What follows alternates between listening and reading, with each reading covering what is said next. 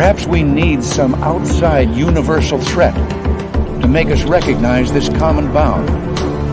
I occasionally think how quickly our differences worldwide would vanish if we were facing an alien threat from outside this world.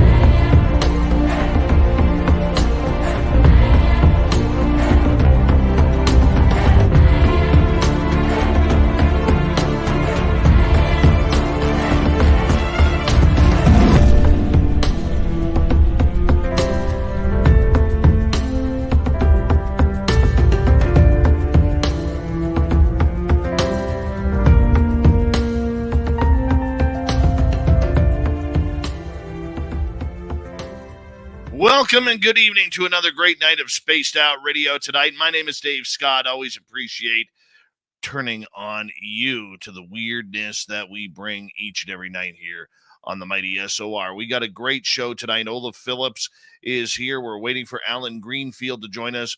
The Black Lodge Secret Society. What the hell is this all about?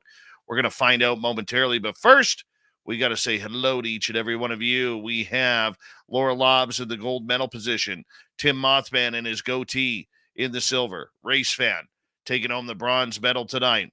Human Carl is here, a great veteran of the United States Air Force. Hi, Human Carl. Glad to have you here, my friend.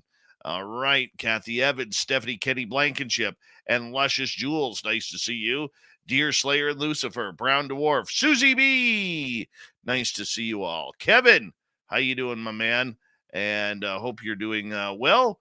And my fellow BCer, wouldn't we like an election right now? Yeah, I know. Monica and Cowboys 5 Rings, how you doing? Nice to see you both. Bigfoot, Michigan Rob, thanks for coming on in. As we continue on with roll call, there's Lee the Bee. Nice to have you back. And scrolling on down, Raymond L. is here. Raymond L. will be signing autographs after the show. Line up to the left of the studio, if you don't mind, to the left of the studio. Continuing on, Eternity Eternal, thank you for joining us. And who else do we have in the chat room? Scott Rosen, thank you for joining us. W. David Page, good to see you. T-Bone, my fellow Canuck, thank you for coming on in. And Gizmo from my hometown, what's happening? Thank you for joining us. Hi, Sandra Kincaid and Paramarv, good to see you. Sabrina, Digger Dog, Pam Harris, D. Henderson, thank you all for coming on in. Little Cam over on Twitch, good to see you. And Crystal J, thank you for joining us. And who else do we got? Jay Burke, Danny Braxton, what's happening? Danny Braxton will be signing autographs after the show as well. Line up to the right of the studio, if you don't mind, to the right of the studio. Kurt M, thank you for coming on in. And Russell Gill, good to see you. So we continue on with our roll call. Christine Lynn and Richard Elmore, thank you for joining us. And there's Long Island Bigfoot. How you doing, man? And the Demon. What's happening there, Gene? Moving on, let's say hello to Doug Shelby. Yes, Doug Shelby is here. The Doug Shelby has arrived, which means we can officially start this show. Guy Calgary and Jessica S. Thank you for coming on in. As we continue on with our roll call, there's lovely Vanessa, Stargazer, and who else do we have here? Welsh Hammer.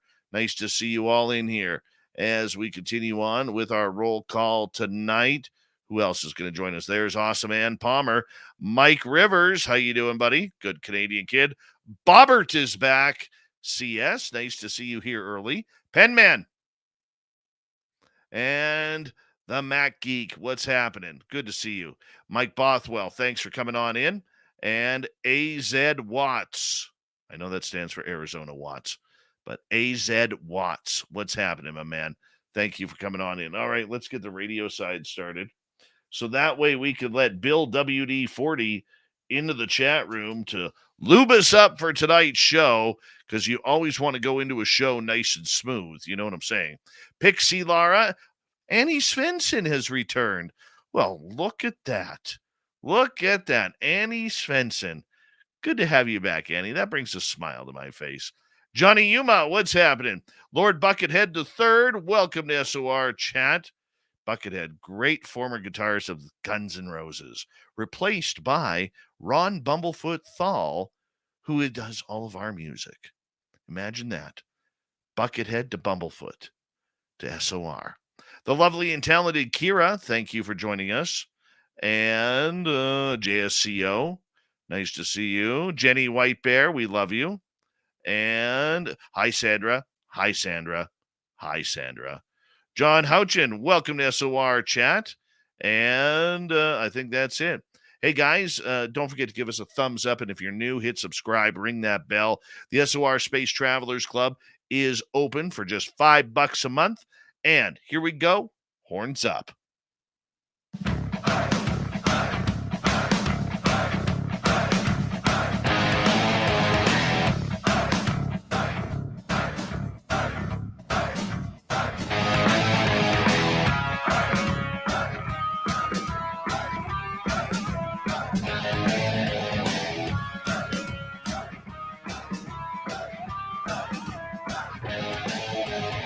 From the mountains of central British Columbia to you listening around the world, this, my friends, is Spaced Out Radio. I am your host, Dave Scott, sitting in the captain's chair of SOR headquarters. We welcome you to tonight's show on our terrestrial affiliates around North America, digitally on Odyssey Radio, TalkStream Live, and KPNL. All of our archives are free. Join us at youtube.com/Spaced Out Radio. Do old Davey the favor, hit that subscribe button. You can follow us on Twitter at Spaced Out Radio, Instagram at Spaced Out Radio Show, and on Patreon, the SOR Space Travelers Club. Our website, spacedoutradio.com. We have a plethora of features for you. Rock out to Bumblefoot, read the news wire, check out our swag. Tonight's show is brought to you by Chive Charities. Help make the world 10% happier by visiting Chive Charities today. You can find them on our website. We got a great show of weirdness tonight, high strangeness. Olav Phillips is going to kick things off, talking about his new book with Allan Greenfield, which is called Secrets of the Real Black Lodge Revealed. We're going to learn all about this momentarily. Then in hour number 3, Steve Stockton brings us another spooky story from Among the Missing on YouTube. And right after that, Robin Haynes will be here with the Cryptid Report. Legendary author Allan Greenfield and Olav Phillips meticulously pieced together the story of the Black Lodge, blending meticulous research, esoteric knowledge, and spine-tingling encounters. As you immerse yourself into this book, you got to prepare yourself to be captivated by tales of uncanny occurrences, cryptid symbols, and the delicate dance between light and darkness. Yes, Greenfield and Phillips beckon you to explore the depths of the unknown, where the ordinary morphs into the extraordinary and the secrets of the Black Lodge come to light. It is going to be a great book. You can find it on Amazon as we speak. Olav Phillips, it is always a pleasure to have you back on Spaced Out Radio whenever you get opportunity. And you're looking good in your plaid, my friend. How are you? I picked a nice plaid for you today. I always appreciate that, because for people who don't know, there's two things that Olav loves in life: Carhartt clothing and plaid clothing. And considering Carhartt makes a lot of plaid, Olav you should be a model for them. You really should. I should be sponsored by them. Why not? Why not? There's a lot of us who should be sponsored around here. But Olav, I appreciate you coming on in, and I'm hoping that Allan hasn't fallen asleep on the East Coast, which is possible at his age. No offense. No, actually, he's probably just waking up. He wakes up about now. you have a great history and relationship with Spaced Out Radio, and I know when this book came out, you were very excited to get on here and talk with us about it. And I want to always say, publicly, Olav, thank you for being a great friend of this show. I mean, I have learned so much from you over the years that we have been friends, and I just wanted to let you know how much I appreciate that, man. Well, look, I love you, Dave, and you got a great show. You've got great listeners. They ask great questions. It's always a lot of fun. I mean, I've never been on a show before where in the middle of it, you're like, dude, I got to go outside. There's like a UFO landing and aliens are running around. I mean, it's a really amazing show with an amazing host, and I love Spaced Out Radio. I listen to it anyway, even when I'm Well, not. and I love you for it, man. And you have you are a mentor to me in this field, and I know you don't take compliments very well, Not but really. there are a number of people who I really look up to in this field, and people who, if I have hard questions, I know I can come to you at any time, and you're going to give me the straight goods on what's going on. Before we get into the Black Lodge, I know you follow everything that's going on from the UFO world to the paranormal and the cryptid world and everything in between. What do you think is going on with this world right now, with its high strangeness and the arguing about UFOs, the cover-ups that are going on with the cryptids and everything? Like, what is the big secret that's out there that we aren't supposed to know? Well, I don't know. I mean, I think that's the $29 million question is what are they hiding? The one thing that I've always noticed with a lot of these things is when they start talking a lot about UFOs and disclosure and all this stuff, they're covering up something. And it's hard to tell what they're covering up. It's like everything. It's like the book even, it's a needle in a haystack. I mean, it took me a year to write it because it's a needle in a haystack, and the UAP thing is the same. But what I will tell you is that there is no disclosure coming. That they're covering something up. This is to obscure and obfuscate something else that they're working on. This isn't about anybody's going to come clean and tell you the truth about UFOs and that Lockheed Martin has a vault, and this is not going to happen. Too many laws were broken. Too many sketchy things were done. I mean, every so often they do try genuinely. I think Bob Oshler, I've talked about him before on your show. I think Bob Oshler, I think that was an attempt to maybe actually do a disclosure. But Oshler, in and of himself, screwed that up. He started taping Inman, which, it was good for him to do because then he goes on sightings and, look, the former head of the CIA wants to disclose UFO stuff.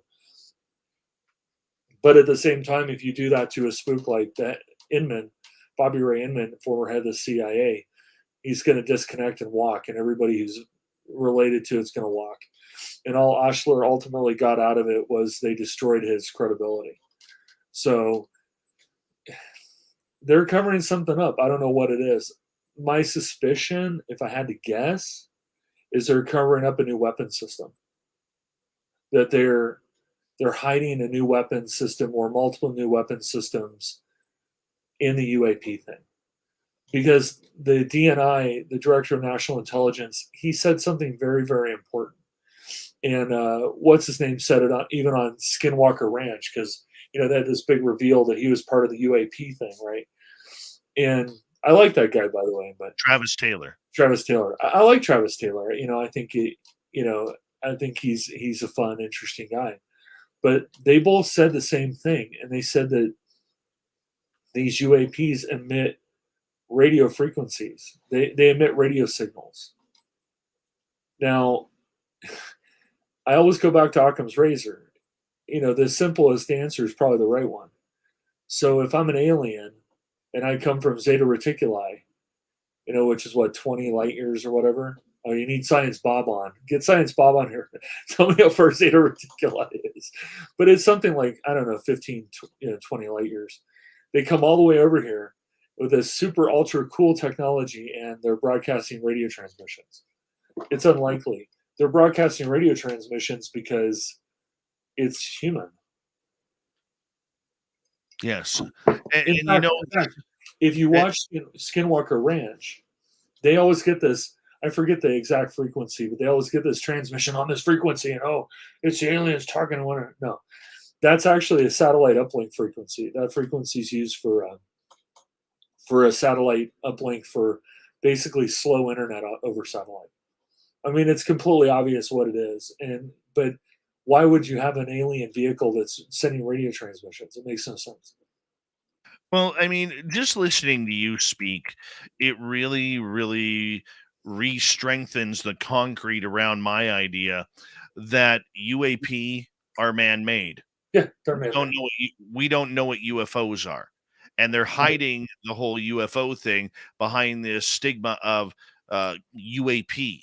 And I get a lot of arguments about that, Olav. A lot of people saying, "Oh, UAP means everything in the Yeah. sky and everything." No, They're very every specific. The military and the government is very, very, very specific when they deal with things. so you would agree with our stance that UAP are man-made objects and UFOs are UFOs. You know what? I'm going to try to find it somewhere deep in my files. I have a recording of a Russian. It was Russian.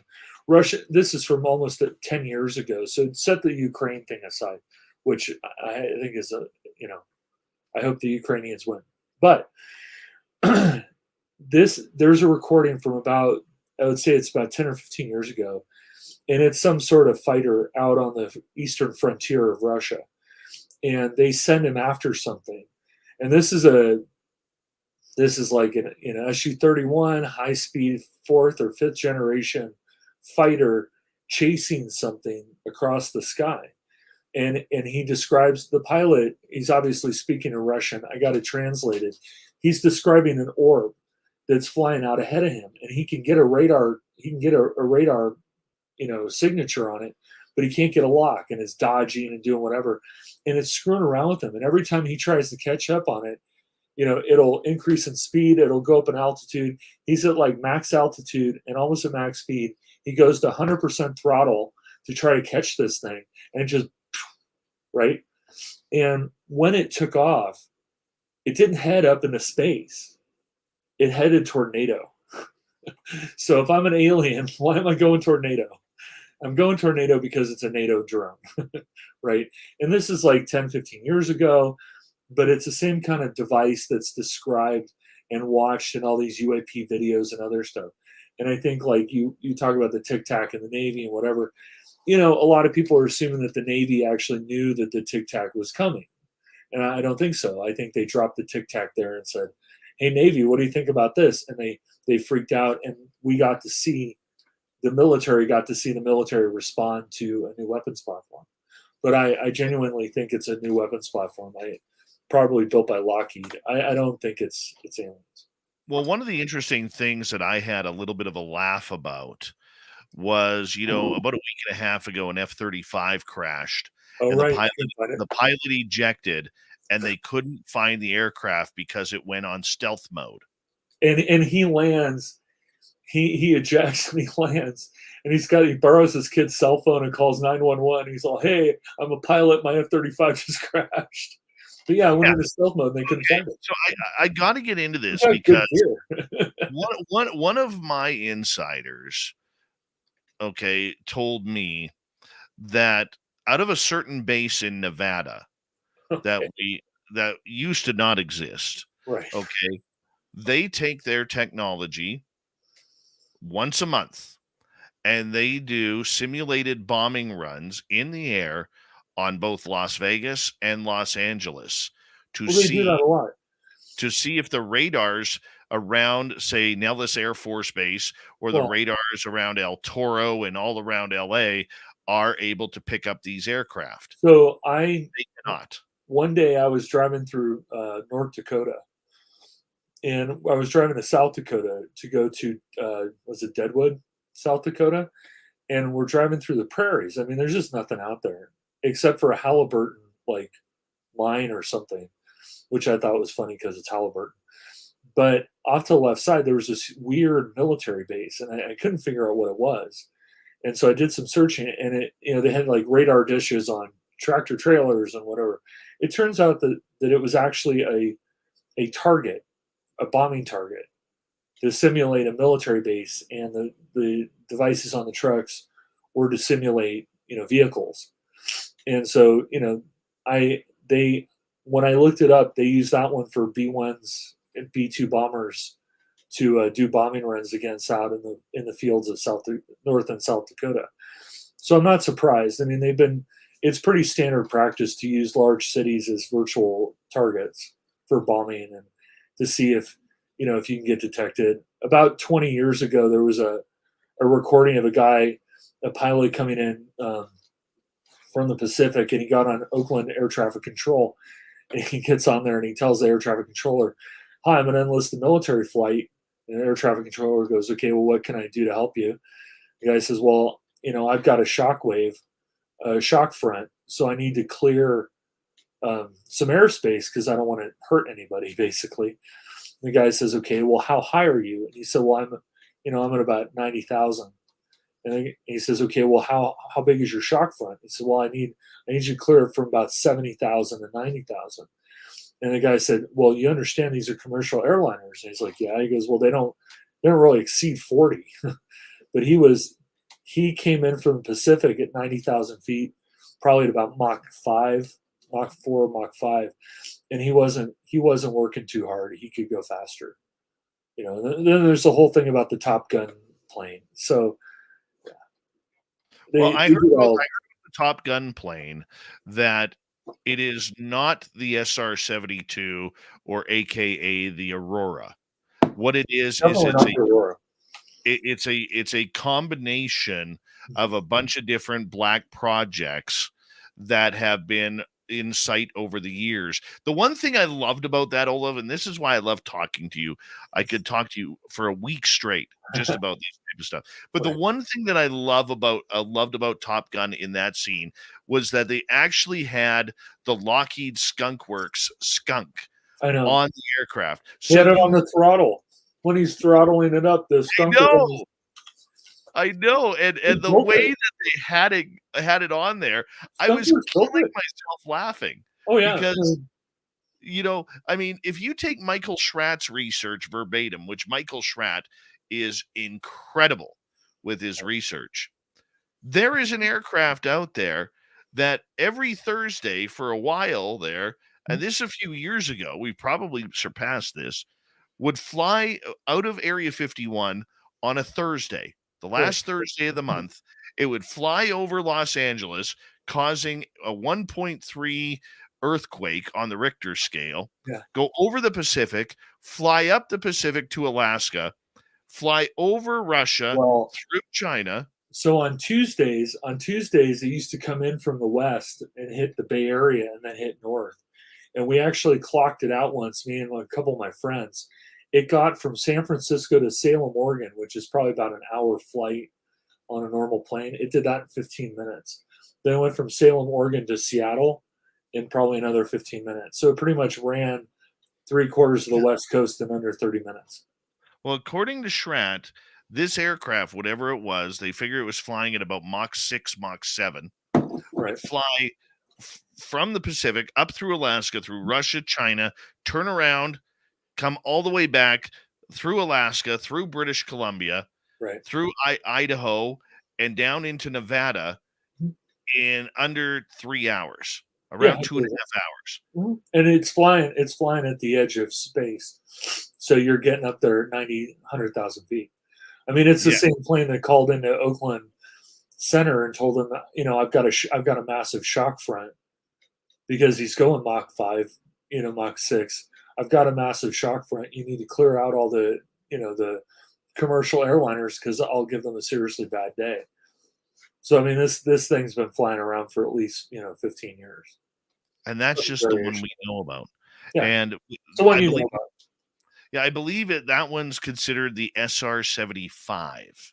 Oh, I don't know. That's what the tale from what I've heard from Michael Schratt and Jim Goodall and others. But I mean, it's an incredible piece of history. It just kind of makes you wonder what is really out at Area 51, man. We know the aliens aren't there, okay, but it just makes you wonder how many squadrons of aircraft, like even jet fighter I'll aircraft, do tell they you. have based out there?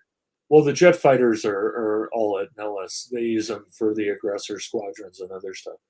I'll tell you what I do know. From what I've seen, I think there's some really good engineers at Area 51 and at Tonopah. They're really good. And I think that when people, especially the whole Ukraine conflict, I see a lot of people on Twitter that are talking about how we have crappy equipment and our stuff doesn't work. And no, it works. It works very well. We have very good engineers. I mean, the Canadian Air Force has been flying F-18s for quite a long time, very successfully with not a lot of accidents. They're very fast. They're very good planes. We've been flying F-22s and F-35s. I mean, the F-35 crashed. We couldn't find it because it was in stealth mode. I mean, it's a testament. So I think that there are a lot of naysayers that minimize and marginalize the achievements of of people like Lockheed, Boeing Phantom Works, Lockheed Skunk Works, and others. Oh, yeah. They're good. They're good. I mean, their engineers are really good. Far better than that. One of my insiders told me one day, we were talking about, the Russian stealth aircraft. I believe they only have like 18 in fleet right now, and then the Chinese have their stealth aircraft. Mm-hmm. And I said, "Are you guys worried about those?" And he laughed at me. He goes, "Dave, we were flying stealth fighters in the 70s." Oh yeah, He we're flying goes, in the 60s. The SR-71 was a stealth fighter. He goes, "What do you think we are flying now? We've You're already flying, we've already flown past stealth technology." right. You're flying a sixth or seventh generation stealth aircraft. I mean, in the late 50s is when Oxcart, the A-12, came out. Yes. It had a radar absorbent shell. And that was in the late 50s, early 60s. So you're probably talking seventh, eighth, ninth generation stealth fighter at this point. Absolutely. And remember, we're not going to see those aircraft for at least another 15, 20 years. That's If probably that. If that. if you ever see them. That's right.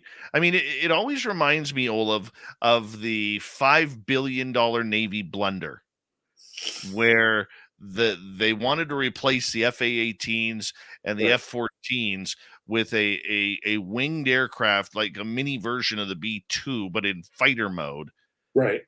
And then all of a sudden, Dick Cheney killed the contract at the last minute, and $5 billion to, I believe it was Lockheed or McDonnell Douglas, all of a sudden just went poof. Right. And nobody ever knew if those fighters existed. And we I'm still sure. don't know if they exist today. I'm sure they did. Do you got any more info on that story? I don't know eh? anything from anybody. Oh, that's one of the ones you can't talk about. No, I mean it's I try to observe the rules of secrecy, which is I don't I'm not part of that, so don't tell me. I have to be careful. I mean I got enough Black Lodge problems. Well, I don't want to know about things I'm not supposed to know about. I mean, it's something that I have to do, and you just have to respect it. yeah, so for people who don't know, you actually do have to sign NDAs for the job that you have, where you cannot talk about certain subjects and Right. nor investigate certain subjects for the sake of your career. That's correct. Yeah, And one of the most important things is that if I wasn't told about it, then I mean, if it's on the internet and it's public, that's different. But I don't do insiders. I don't want to know. But there's a lot. I'll tell you something. Open source intelligence has really come a long way.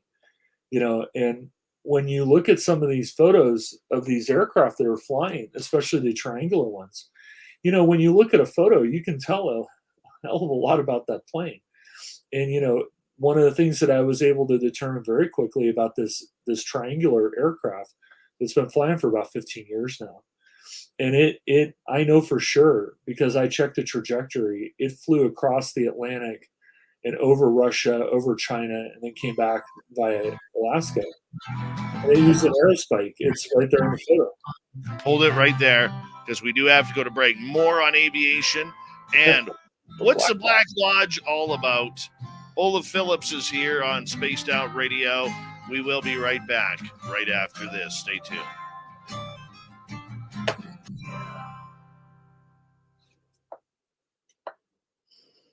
All right, we're clear. Remember, our YouTube audience can hear us. Hello, YouTube audience.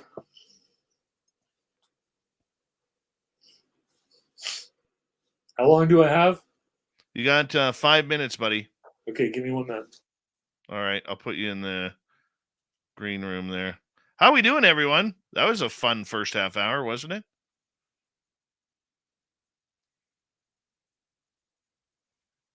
When I think of hunting, I think Dick Cheney, too. There's a guy I wouldn't go hunting with.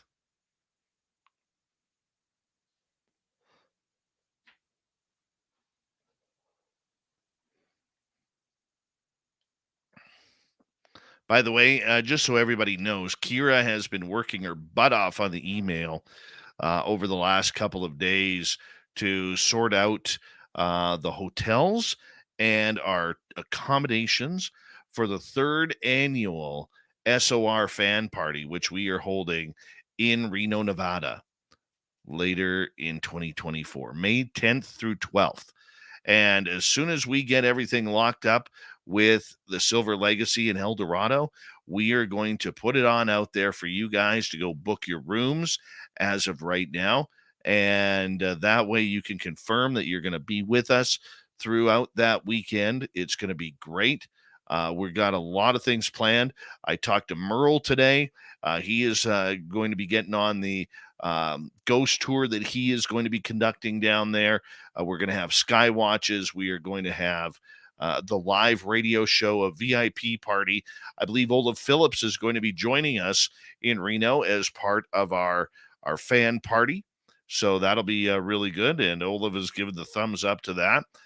So make sure you got those dates down, May 10th through 12th, 2024 at Reno, Nevada for the SOR fan party, the third annual.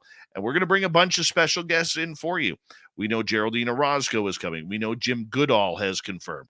Merle is going to be there. Our entire Spaced Out Radio team is going to be there.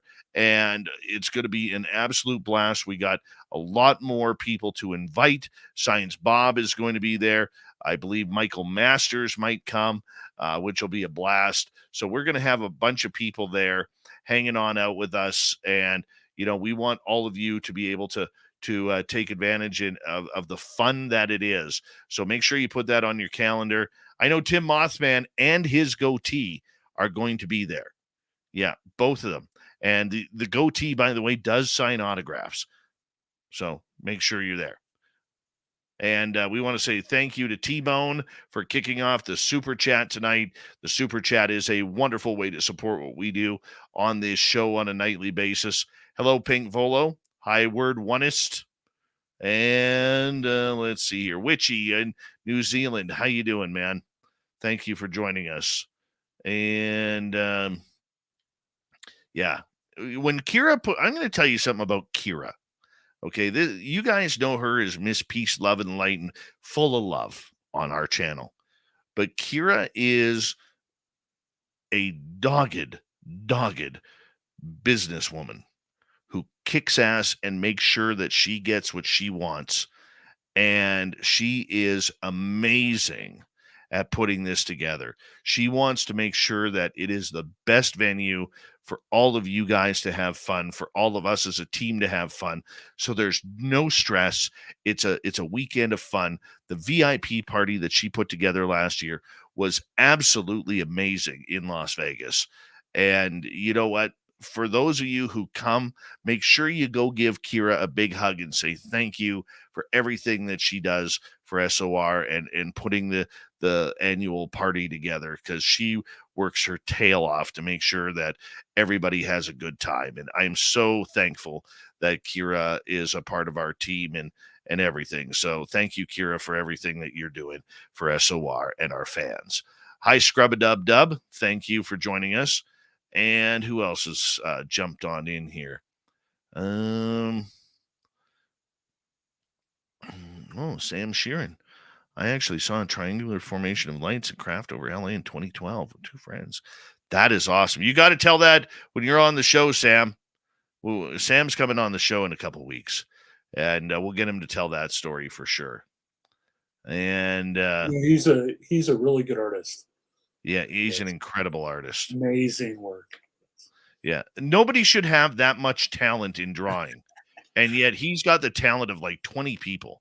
It's ridiculous. It's ridiculous. TMI, how you doing? Sorry, I'll put myself back on mute. Oh, no worries. We got like 15 seconds. Don't forget, Ron Heisner. How you doing, buddy? Good to see you. That's bowl skiing and it's out by Loch Ness. When you're talking about Crowley's house out by Loch Ness. Beautiful. Here we go, everybody. Turn down like 3 times.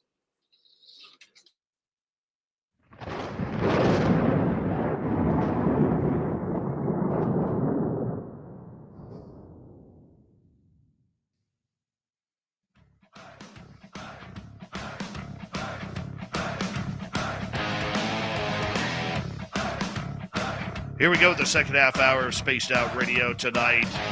Let's get mystic, shall we? Thank you so much for tuning us in. My name is Dave Scott, your host for the night, to take you down the paranormal woo trail. All right, I want to remind you that if you missed portions of this show or others, check out our free archives by going to youtube.com/Spaced Out Radio. Do me the favor, hit that subscribe button. You can download this podcast at any major podcast network. You go to Spotify, iHeartRadio, iTunes, Google Play, and every podcast network in between. Our website, spacedoutradio.com. We have a plethora of features for you. Rock out to Bumblefoot, read the news wire, check out our swag as well. Follow us on Twitter at Spaced Out Radio, Instagram at Spaced Out Radio Show. And don't forget to join the Space Travelers Club on Patreon. Here we go. Olav Phillips is here. And right before the break, we were talking about weird flight that's out there. And Olav, I don't want to spend too much more on this because I literally will waste the entire 2 hours on aviation. You and I have had 4, 5, 6 hour phone calls just talking about airplanes over the years. And, the idea of the question that I have for you before we end this, because you said this in the first half hour, that you think that the whole UAP subject is about a bunch of secrets, has nothing to do with UFOs, aliens, or any type of ET contact. I look at it this way. I believe there are a lot of secrets that the United States government is keeping regarding UFOs, NASA being the biggest liar of them all. Okay. And I can say that. I don't know if you're allowed to say that, but I can say that. And I look at it like this. I think the U.S. government is worried about a couple of things. Number one, how are people going to react to knowing we're not alone? And number two, that if we ever as a society find out what our governments actually do know about UFOs and ET contact, they're opening themselves up to a lot of lawsuits and a lot of angry citizens, my man. What is your thoughts on that? Okay, I'm unmuted. Yeah, so, I would disagree with you about NASA. I think that NASA is actually, I don't think they're lying. I think they're telling you what they know. And I think that they're upfront about what they know. And I think they get surprised a lot. And I think that they're not really part of the program. And so I mean, there are probably some people within NASA that know that are lying, but I would say that NASA is a pretty upfront operation, and I think they're probably telling you what they know. Now, that being said, I don't think they know anything. Oh, dude. I will highly disagree with you on that. Well, I mean, I would say there are elements within it. Because you have to remember is that you're talking about NASA, that's a big operation, right? You're talking about planetary sciences and people sending, stuff here or there. I think for the most part, those guys have no idea. I do think at some level they do, sure, higher up. Yeah, I'm sure they do. But, when you look at STS-48, You know, are you is the guy following the thing because he knew it was coming, or did he see it and go, "Oh my God, what is that?" I think there's a lot of "Oh my God, what is that?" Well, I think maybe in today's standards there might be a little bit of that, Mm. but the problem that we have is we know photographs have been scrubbed. Oh yeah, no, I'm not saying they're not. There are tons of photos on the moon that were scrubbed. I think they've completely misrepresented like huge chunks of Mars. If anybody ever read the first book I ever really wrote, this The Secret Space Age, I pretty much concretely prove that there's stuff on Mars. I mean, So no, I Well, agree with you. true enough. True enough. All right. Well, let's move on here, my man, because I want to get into the Black Hold Lodge. on, I want to preface it. Okay. I don't think the engineers and the scientists are lying to you. I think some of the leadership is, but these are appointees, right? And I think that sometimes they have a special group within them, within that place, that they call upon to go scrub photos or to misrepresent things. And you can see, because I love Hoagland, but one thing Hoagland was very right about was that the celestial alignments and the names of the vehicles and the timings of things, and there is definitely a pattern to how they launch rockets and what they name the missions, and that's coming from on high, right? I think that when you talk about normal NASA, you're talking about satellites and taking pictures of the Earth and bouncing lasers off the moon. I think that stuff's all totally legit. But I think the upper leadership, absolutely, I would totally agree. Well, as I've said to our audience, I said NASA needs to check their closets Yeah, before they go speaking publicly. but I There's too think there's too much information from Mercury, from Gemini and Apollo, the oh yeah, X-15 missions. There's recordings, there's audio, there's but transcript. that's true of about every governmental organization. They need to check their closets because there it's there's a lot of shady. Very true. Yeah, Speaking of shady, there's a lot of mysticism out there and a lot of secret societies out there that, and I know this is your passion, right.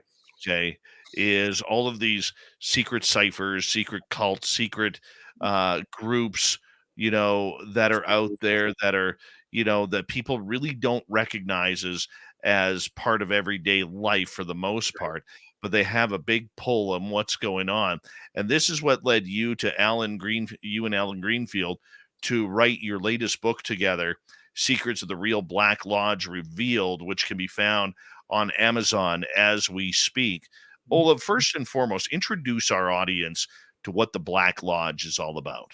So I've really contemplated how to do this. Like in the book is one thing because I have an infinite number of pages to explain what I mean. So I think the fastest, easiest way to explain it is that there's a notion of the light and the dark. You might think of the light as the Jedi Knights. You might think of the dark as the Sith. And I think that the the archetype of the Sith is very much the Black Lodge, what they're like. That they are the bad balance to the good. So the Black Lodge are the ones that are doing bad things. They're the ones that are out there causing trouble. They're the ones that are out there. They're the bad guys, so to speak. That's probably the easiest way to explain it. Okay, so where are they located, and how does one learn about this group? So where they're located is really difficult because they're decentralized. They're like terrorists. They function in cells. They don't. There is no Black Lodge that you can like drive up to and you show your card at the gate and they wave you through. It doesn't exist.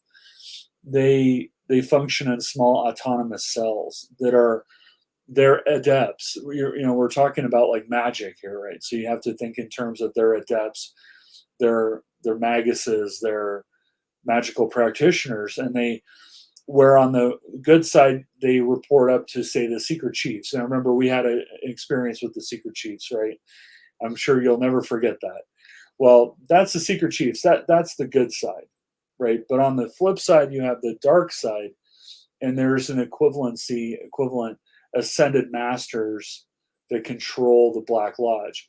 Although one of the elements of the Black Lodge is a lack of ascendancy. There, you can't really ascend to become an ascended master. But they're all individual and autonomous. In fact, it's usually just a couple guys, a couple people, in there. And really what they specialize in, for the most part, at the lower levels, is infiltrating other groups. And as far as, where to start looking, the first place you start looking is Moonchild, written by Crowley, because the book itself is about the Black Lodge and the White Lodge fighting, and they're fighting over a Moonchild. And the book Moonchild was actually the archetype for, basically it was the instruction manual for Parsons and L. Ron Hubbard and Marjorie Cameron to go out in the desert and do the Babylon working. But I contend in the book that the Babylon working was actually affected by the Black Lodge. But the basis of what they did in the Babylon working comes from a book called Moonchild. And in Moonchild, it's about a war between the good guys, the good magicians, and the bad magicians. So that's where you start to learn more. But like Blavatsky wrote, and I put it into the book, there's a huge section about Blavatsky's writings about the Black Lodge. And you start to, it's like threads. You start to pull on threads everywhere. And you start to get things. In fact, one interesting thing is that there was a guy, he was Canadian, in fact. He was out of Toronto. And you must know who I'm talking about, right? Out of Toronto, not Stanton Friedman. No, not Victor Vigiani. Gary Bell. Okay, Gary Bell, the spaceman. Okay, what about him? Do you know? No, right? It's not familiar to me. I apologize. Okay. So Gary Bell, the spaceman, he had a show in Toronto called View from Space, and he would basically rant for about 3 hours. He never took phone calls. He would only accept emails, but he'd just rant for 3 hours. During one of his shows, he exposed what he believed was an Illuminati numerology system. The more I looked into it, that numerology system is actually the Black Lodge. It's their numerology system. So where you find the info, answering your question, is all over the place, hidden in nooks and crannies. You have to just kind of figure it out. But the starting point is Moonchild. Okay, so is this Black Lodge, is it like a Skull and Bones where you have to be a part of a private club that's kind of you're invited into or indoctrinated into because of your level of wealth or your family's history or your family's lineage? How does this work? It's diabolical in nature. And meaning, are they devil worshippers? I don't know, maybe, but they're diabolical if you take the word diabolical for its meaning, right? And it's the kind of thing where they want to join, and then the Black Lodge will come to them. Members of the Skull and Bones are probably members of the Black Lodge, some of them, right? Now that I've written this book, I'm writing another book on the fact that I think what we believe is the Illuminati is actually the Black Lodge, right? So it's not like a physical place that you go to and they make you sleep in a coffin with a skull. It's different. It's worse than that. It's far worse than that. But they come to you because you invite them in. You have to invite them in. You have to request to join. Is that on a spiritual level or on a physical level where you type out a cover letter and a resume? I mean, like, I don't mean to sound foolish. No. It's a good question. It's on a spiritual level to begin with, but it is very much on a physical level, because one of the hallmarks of the Black Lodge is, again, this lack of ascendancy. That one of their key objectives is to stop spiritual evolution, right? Is to stop people from attaining spiritual knowledge. In magic, there's this concept of the abyss, that you cross the abyss and you meet the guardian of the abyss, and when you are done crossing the abyss, you elevate, you kind of ascend. And their whole point is to stop everybody from getting to the abyss. They want you to be dumb and stupid down on the earth, and then they try to control you, and then they infiltrate various organizations. We wrote some about the was it the cult of the nine angles, which is a neo-Nazi cult, the solar lodges. There's some evidence that Parsons' own lodge was infiltrated by Sarah Northrop. The Fraternitas Saturni, there's a bunch of them where it appears that they've infiltrated, and they take their rituals are brought in from other groups. Like the Fraternitas Saturni was originally, when the Crowley, they're trying to take control, that there was a fracturing, in the Fraternitas Saturni. They went with the Crowley side, but they kind of went towards Saturnian magic, which is more on the Luciferian left-handed path. But it's, yeah. Did that answer your question? It seems a lot deeper than when most of us can really comprehend regarding secret societies and the life that goes on behind them, and how This they are. is behind them.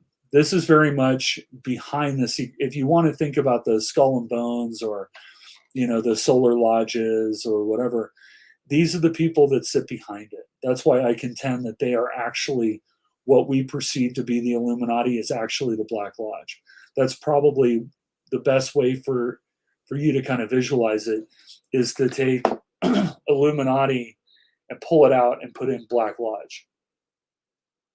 They're the power brokers behind everybody else, and nobody sees them.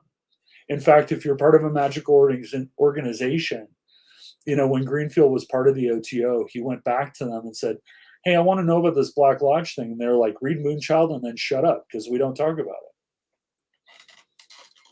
Okay, so how did you get on the path of this?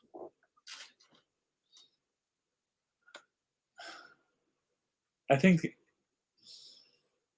trying to figure out how to say it. I think I wanted to know who I was dealing with. Is probably the simplest answer. That we see the outward manifestation of all these things, but who's really calling the shots? And I think that one night when I was listening to A View from Space, it catalyzed it for me. That, here I've been listening to this guy, and seriously, he goes on for 3 or 4 hours, and there's no gas. He just rants. And I used to fall asleep to it sometimes. And this one night he was talking about the numerical system, and it dawned on me, it's like, that's not an Illuminati system. That's the Black Lodge. And I want to know who these people are, because it's the book that we wrote, it's the only book that exists like it. There is nothing else that actually talks about the Black Lodge. I mean, there's a book called Black Lodge of Santa Cruz, which is about a lodge that was infiltrated. But there's nobody who actually talks about the people who do the infiltrating. And I think it was just some of Allan's stories about, hopefully he'll get on here. He's got a story about he calls him like the Charles Manson guy that he met. And it's like, rarely, if you like magic stuff and you're interested in magical studies, on occasion, you'll bump into somebody from the Black Lodge. And when you do, it. You've got the thing on, we can remote view and send dark energy. That, trust me, I've been hit by waves of it as I completed the book. But that, when you meet somebody who's actually a card carrying member, it. You can feel it.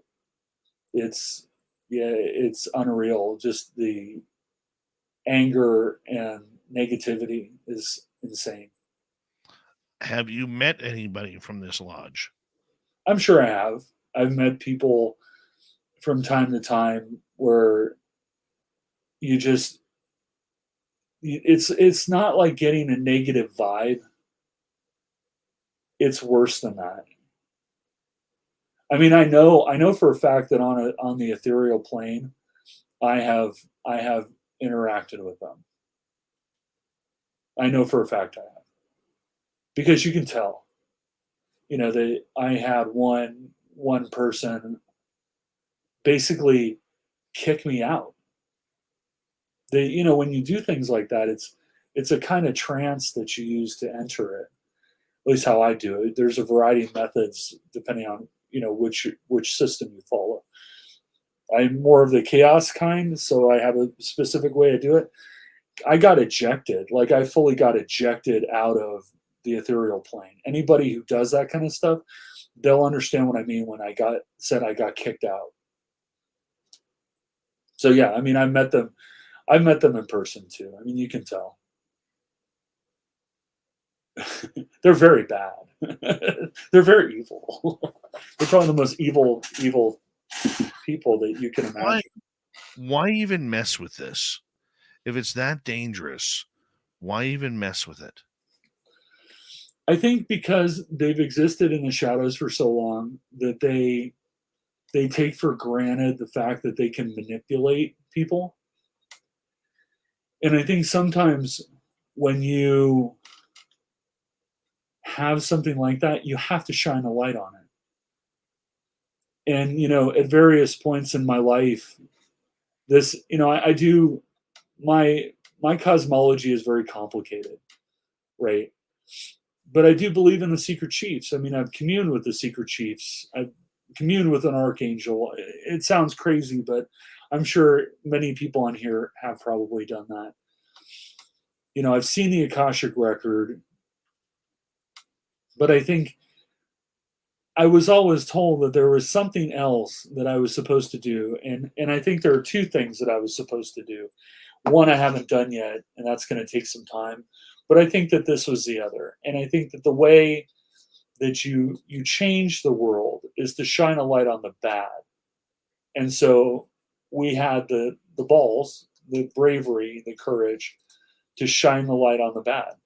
That and a lot of the LBRP, the archaic method that Greenfield found in some ancient texts. It's far more powerful than a normal one. But a lot of LBRP to protect my friends and my family, my dogs. Yeah. a lot of protective work before I started. But even then, I've had some bad things happen while I was doing it that I think are directly attributable to the Black Lodge. But now it's out, so give us an example of something like that, as we got about 90 seconds. Well, it's just everything going wrong. I mean, it's just like you go into a situation and it's like the worst possible thing that could go wrong goes wrong, and it's not, it's like there's a 5% chance that the generator could explode when you turn it on. Well, the day I turn it on, I got that 5%, and it blows up. It's just nightmares, not being able to sleep. Entities, invading your dreams, or when you're in certain places. Like, my house is fortified against this stuff. But if I go out to Walmart, it's not fortified. And I walked past a person once in Walmart, and it was like I got the dread, just a complete dread. And as I walked past, they walked past me, and then they stopped and they glared at me and then walked on. And it's like, well, you don't know me from a hole in the ground. There's all kinds. I mean, Greenfield had a more direct experience than what I've had, but I've had the strange people walking by and kind of glaring at you and just getting that kind of sense of evil, and the dream, invading the dreams and waking me up at 3 a.m. every day, and all kinds of stuff like that. Olav, when we come back from the break, we're going to get in depth with what the Black Lodge is trying to do out there, how they're trying to affect humanity, and so much more with Olav Phillips tonight, as he and Allan Greenfield have a very controversial book out called The Secrets of the Real Black Lodge Revealed. Is this the Illuminati? Is it more? Is it less? Does it truly exist? We will find out with Olav Phillips when we return on Spaced Out Radio right after this. Stay tuned, everyone. Lots more show coming up right after the break.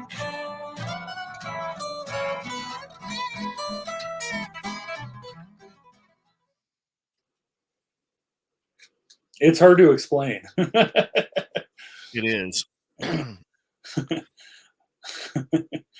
Oh yeah, Yeah. The one in Walmart, that was crazy. Yeah, no kidding. No kidding. But you got to shine a light on it, man. That's how you make bad things go away. Is if you go down the basement, there's a lot of cockroaches. You shine a light on them, and they all run away. And so that's, I think, what we're hoping. Right. Right. Shadow Time Writer, you're trying to use an entire society of Ukrainian people for those who were and compare them to those that were adopted as fighters for Hitler. They're entirely separate entities. And I say this as a proud Ukrainian, okay, where my great grandfather had to run away from the country at 15 years old because the Bolsheviks came in and killed his brother, and they were targeting anybody or any boy under the age of 20 to murder them. Okay, if you cannot separate the two, yes, there was a battalion of horrid Ukrainians that decided to join old Adolf there. Okay. Well, I think that there's a very important thing to say, right? Is that somebody invaded their country, and they don't all have to agree on religion or politics or anything else. They're trying to defend their country, and somebody attacks your country in that moment. I don't think they're thinking about that kind of politics. I think they're thinking about being Ukrainian. That being said, I don't agree with the beliefs of the Azov Battalion, but they're all Ukrainians, and I think that right now, when they're being invaded by a superpower of the world, I think they're just trying to be Ukrainians. So, but they're two different things. Yeah. Sorry, but the Ukrainian argument isn't going to work here. As far as what happened in Canadian politics the other day, it is an absolute disgusting feat. I'm disgusted at being at our Canadian Parliament for that they would let that slip through.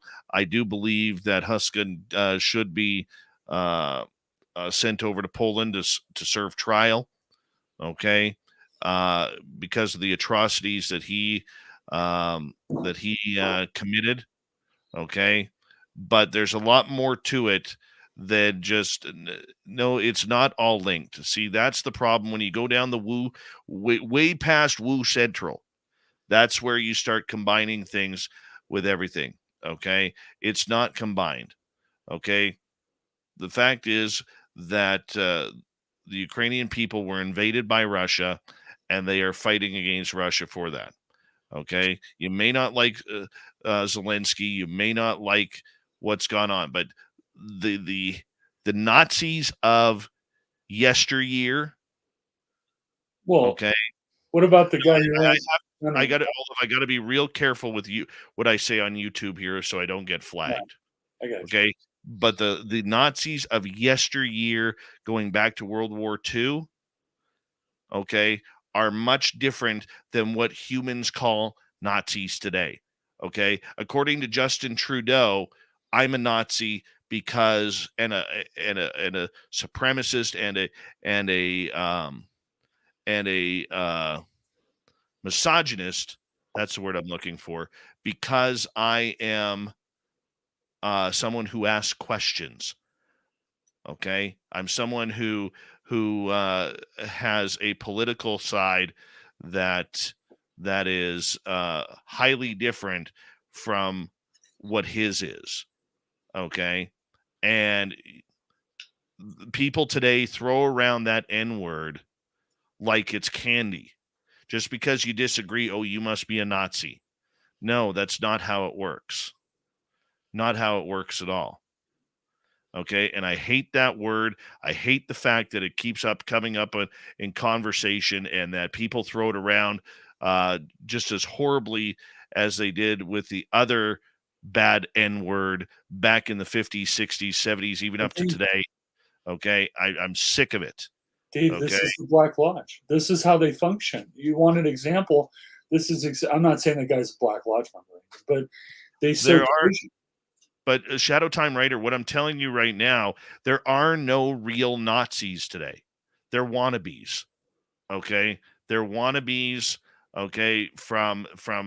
And that's the issue that I'm saying. And a lot of people today continue to try and blend what happened in 1939 through 1945 with what is happening in 2023. All right. So that is my political target. No more Nazi talk. No more Ukrainian talk. This is why we don't talk politics in our chat room, because we all get fired up. And now I understand we just had one in Parliament. I told you that. See, now you're trying for aha gotcha moments. I don't do aha gotcha moments. Okay? That's what you're trying to do right now. Okay? I know Yaroslav Hunka. I'm Canadian. I've been following this. Okay? It's an embarrassment to our country. I even said that a couple minutes ago. I mean, you got to get your ankles out of your ears, man, if you want to listen. All right? No, I did not say they didn't exist. Now you're pulling aha gotcha moments again. You have to go with what the full sentence is, not just what you hear. Okay? Now I'm pissed off. Hi, Olav. How you doing? I'm doing all right. But this is what I'm talking about. This is, you want examples of how the Black Lodge works. 3 seconds, buddy. Hold on. Okay.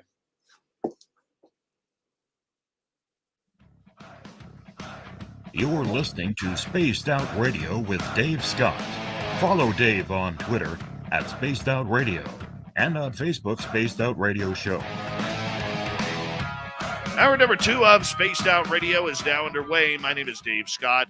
Thank you so much for taking the time to join us. We very much appreciate earning your listening ears wherever you are on this beautiful planet we call Earth. Hello to everyone listening in on our terrestrial affiliates around North America, digitally on Odyssey Radio, TalkStream Live at KPNL. All of our archives are free. Join us at youtube.com/Spaced Out Radio. Do old Davey the favor, hit that subscribe button. The Desert Clam has set the password for tonight in the SOR Space Travelers Club. Carencia. Carencia is your password. Use it wisely, Space Travelers, as the Clam sets the password each and every night right here on Spaced Out Radio. Our website, spacedoutradio.com. We have a plethora of features for you. Rock out to Bumblefoot, read the Newswire, check out our swag. Follow us on Twitter at Spaced Out Radio, Instagram at Spaced Out Radio Show, and join us on our Space Travelers Club.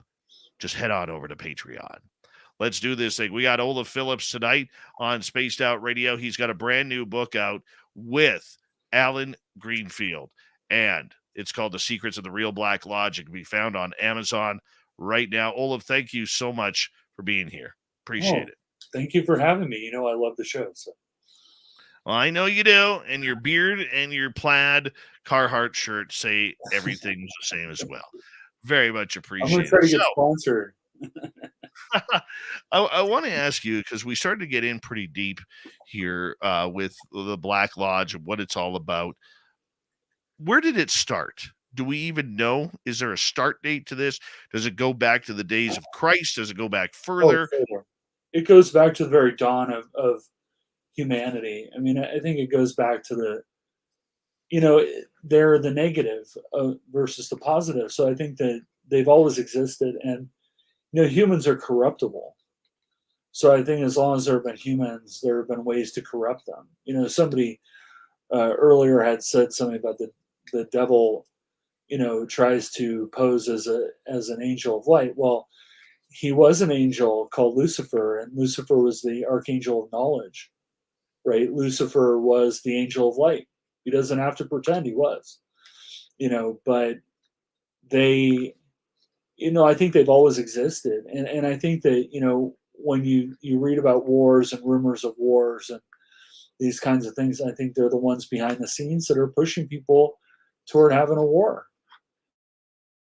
or pushing people toward making choices that hurt other people, at least on a grand scale. I've never believed that, there are people that it's like, well, I was driving down the street and a rock shattered my windshield. Satan did it. Satan didn't do that. A rock hit your windshield. I'm talking about on more gross, large scale. They are the ones that do the bad. A lot of people like to talk about light workers. Well, they're the inverse of that. They are the darkness workers, so to speak. Okay, so do they have superpowers? Do they have powers from Beelzebub himself, or how does this work? Superpowers is relative. I think that if you talk to anybody who does magic or ceremonial magic, there is a certain amount of power, energy that you can channel and do things with to affect reality around you. It is possible. So, insofar as it, yeah, I think that they probably have the same kind of powers that you have. The difference is that they're very highly trained, so they know how to use it, where you don't. This isn't something that you do on weekends or nights, or this isn't a passion of yours in that capacity. So everybody has it, but they know how to use it. I think that's the difference. Okay, so are they real people? Yeah. Or are they? No, they're as flesh and blood as you and me. In fact, the hallmark of the Black Lodge is that they cannot ascend. So their ascended masters stop them from crossing the great abyss. So they're not able to ascend like you and I could, theoretically. Although I don't know that I'm awesome enough to be able to do that, but I have the possibility. All right. So how come they are not able to ascend? Well, it's because it's about control. That if their version of the secret chiefs, right, allowed them to ascend, then those secret chiefs, or the negative version, their ascended masters would be put at risk because they could overwhelm them, the adepts and the maguses and the magi. They could ascend and then dethrone. It's like the Sith lords, right? There's one Sith lord and one Sith apprentice, and to become a Sith lord, the apprentice kills the master. That's the same kind of model here. Is that in order for a Black Lodge member to ascend, he would basically have to engage in spiritual warfare against an ascended master and defeat him or her. Okay, I know it's a lot to wrap your head around. It is. It really is. So are there people battling this group? Is it a spiritual battle? Yeah, there's a spiritual war. Absolutely. If you believe in ascended masters, like the secret chiefs and others, on occasion they'll come down to you and push you toward doing something, whether they communicate with you through ciphers or they communicate through balloons like in Hellier, or however they communicate to you. They may ask you to do something and you won't understand why. But if you go do it, then you're helping them to fight the darkness in your own way. But no, there is a war. There is an absolute war. And so there are casualties. Is it the spiritual war that we've heard from since biblically? Yeah. Oh yeah. I would suggest to you that it is. And for example, I knew someone, not well, but I knew someone who was involved in this kind of stuff, and her interest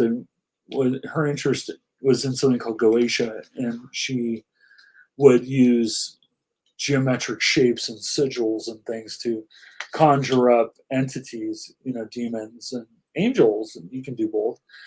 And eventually she ended up killing herself. And I think that she tended to focus on the left-handed path, and she was trying to summon demons and the devil and things like this too, because there's more power there. There's a perception of more power, and she thought she could control them. Well, she ended up killing herself, and I would argue that they drove her to it, because on paper there was no reason she should have, and there was 1,001 reasons not to.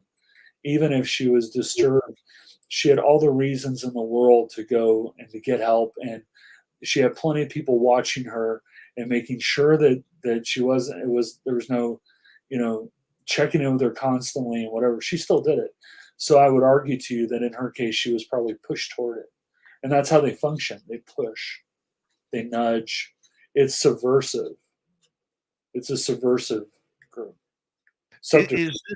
Is this where we get into symbolism, where we see people say, I mean, people are always saying that, Jay-Z and Beyonce are always flashing like Illuminati type of hand symbols when they're, performing at the Super Bowl or at the Grammys or something. Is this what it's kind of about, or is that just looking a little too far into it? No, I think this is what it's about. I think that what you have is, I think that what we commonly perceive to be the Illuminati is actually the Black Lodge. But I do believe that there is a quote unquote Illuminati secret society that a lot of rich and powerful people belong to. And they do send messages to each other, and they use numerology and symbols to communicate. And so when they do this, or the kind of, right, they're sending a message out to other people who know what that means, saying, hey, I'm aware of this, or I'm a member of this, or I'm doing something. In some cases, if you have somebody who's really invested in something like that, their entire concert could be what's called a working or a ritual. I went to see a band called Allan, and it's kind of Norse music, a lot of like throat singing kind of stuff, right? But their concerts are actually rituals. The entire concert is a ritual, but it's a ritual for good. That it's trying to put goodness back into the world and love, and to try to counteract the effects of like the Black Lodge. But on the same vein, if you have somebody who is deeply invested in the Black Lodge, and they are doing a concert, for example, or having a TV show, or doing a radio show, even they could actually make that concert a ritual in and of itself. In fact, there's an argument that the Rolling Stones did that at Altamont, that the actual Rolling Stones concert at Altamont was a ritual, and the guy that was killed by the Hell's Angel was a blood sacrifice. Wow. It goes a lot. How much does celebrity have to play into this? Whether it's political celebrity, movie celebrity, music celebrity, or even athlete?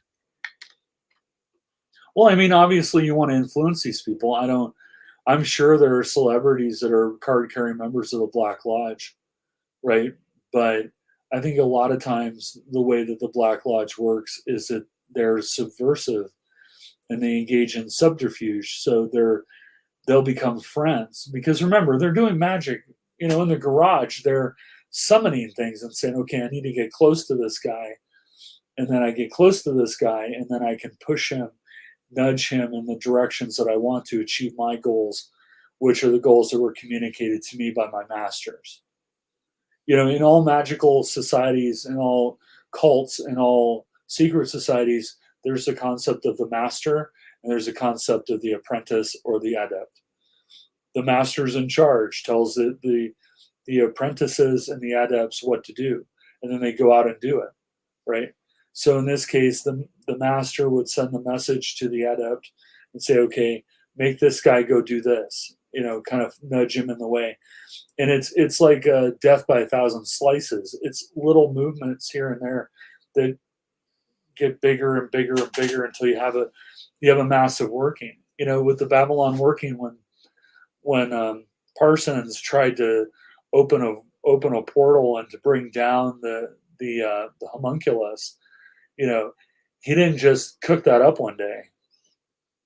He believed that the secret chiefs, or actually, he believed that the goddess Babylon spoke to him and instructed him to do it and gave him the instructions. But he did a bunch of trials. He kind of built up to it, and then one day he did it. So none of these things happen in one day. This is really the long con. This is really the long game. You may be a Black Lodge member for your whole life, doing little tiny things, and only at the end do you see the culmination of a lifetime's worth of work. But that's true of the secret chiefs as well.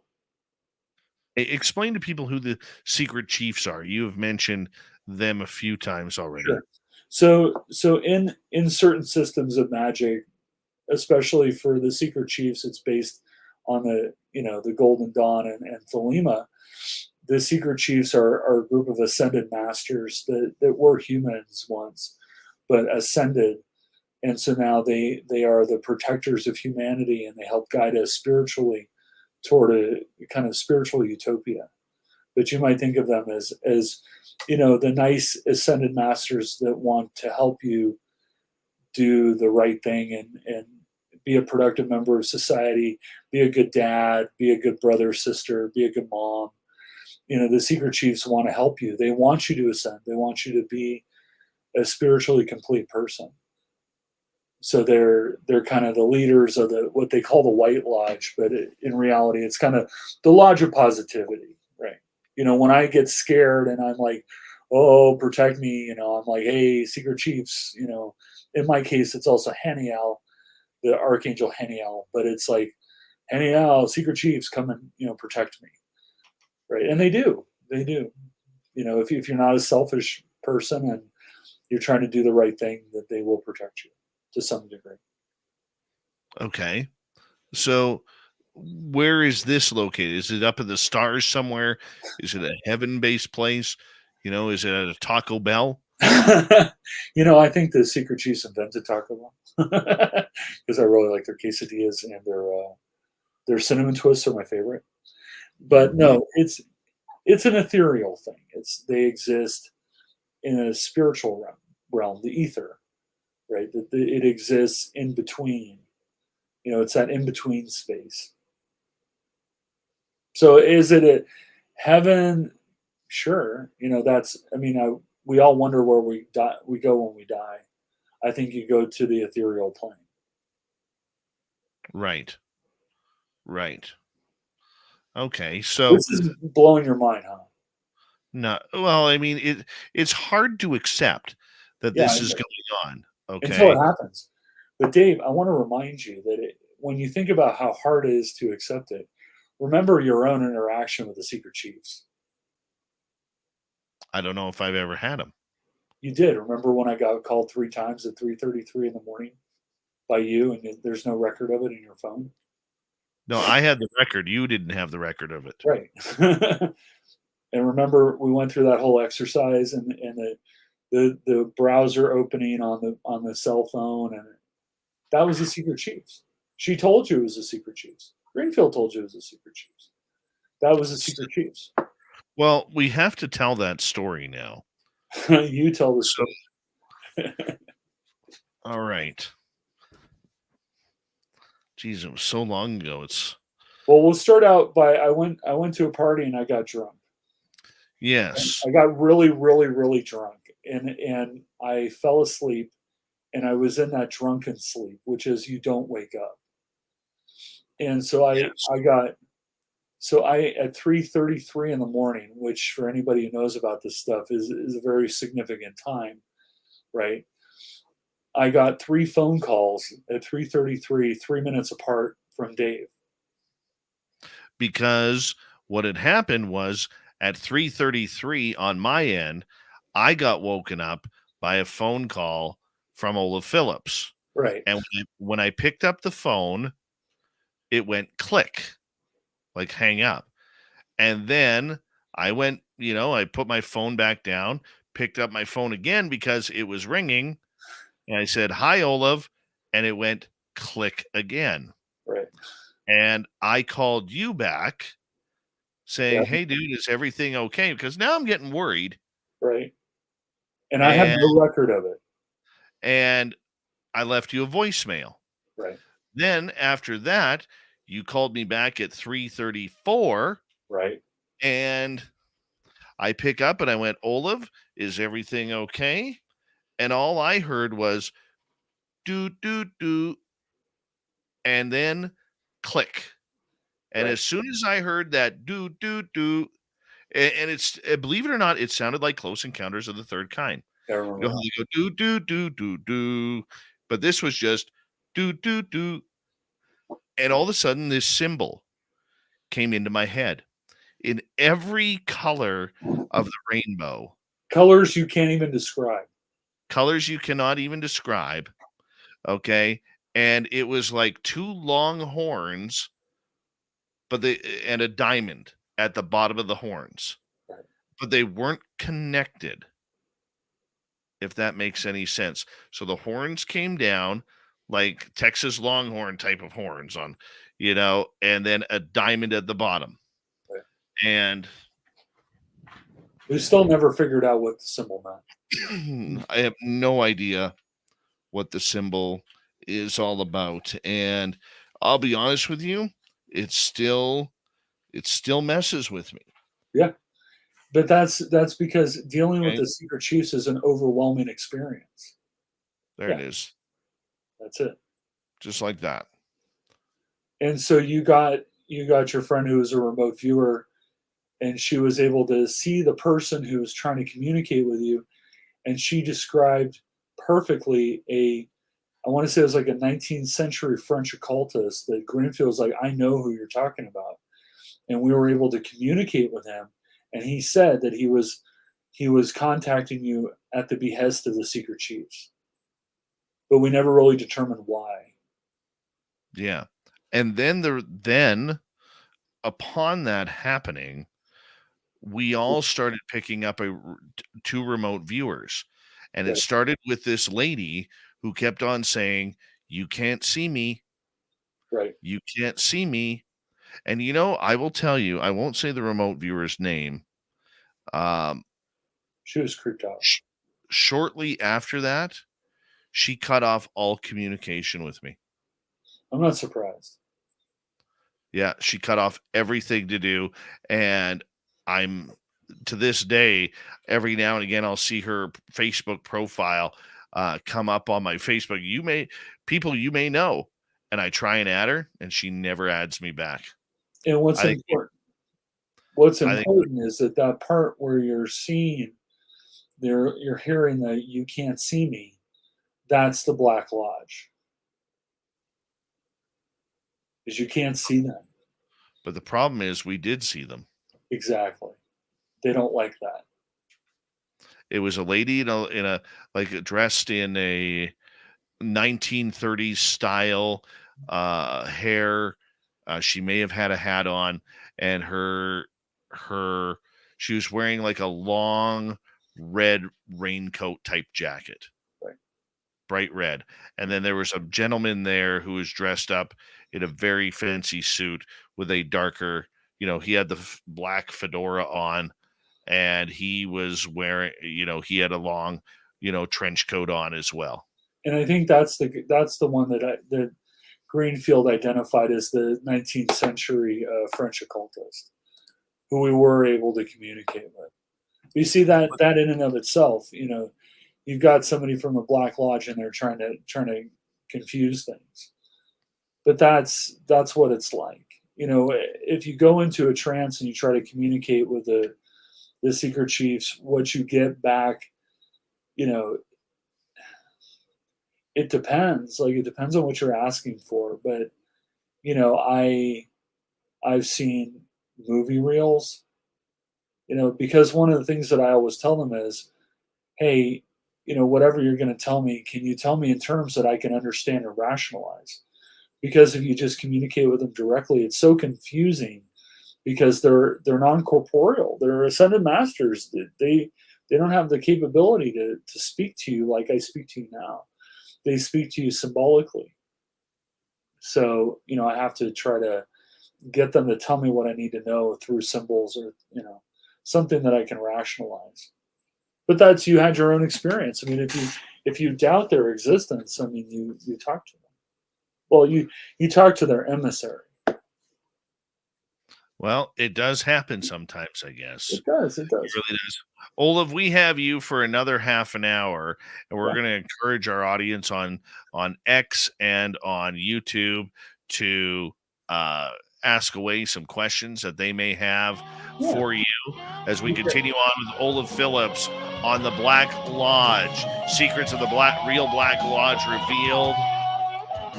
It can be found on Amazon right now. There are no books like it. It's one to add to your collection. We continue on Spaced Out Radio right after this.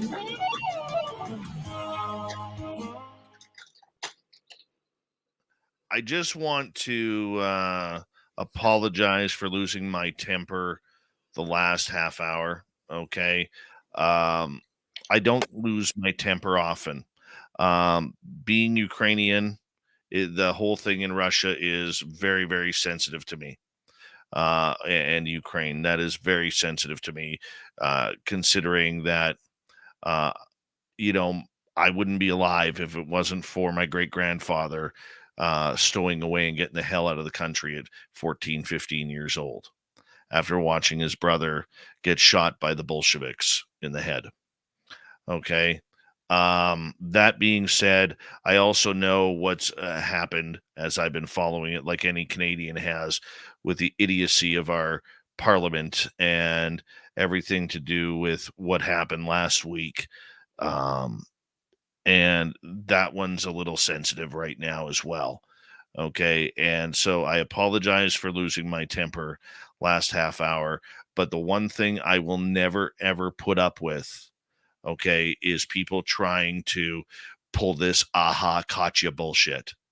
I won't put up with it. Okay. If you want to have a rational conversation, let's have a rational conversation.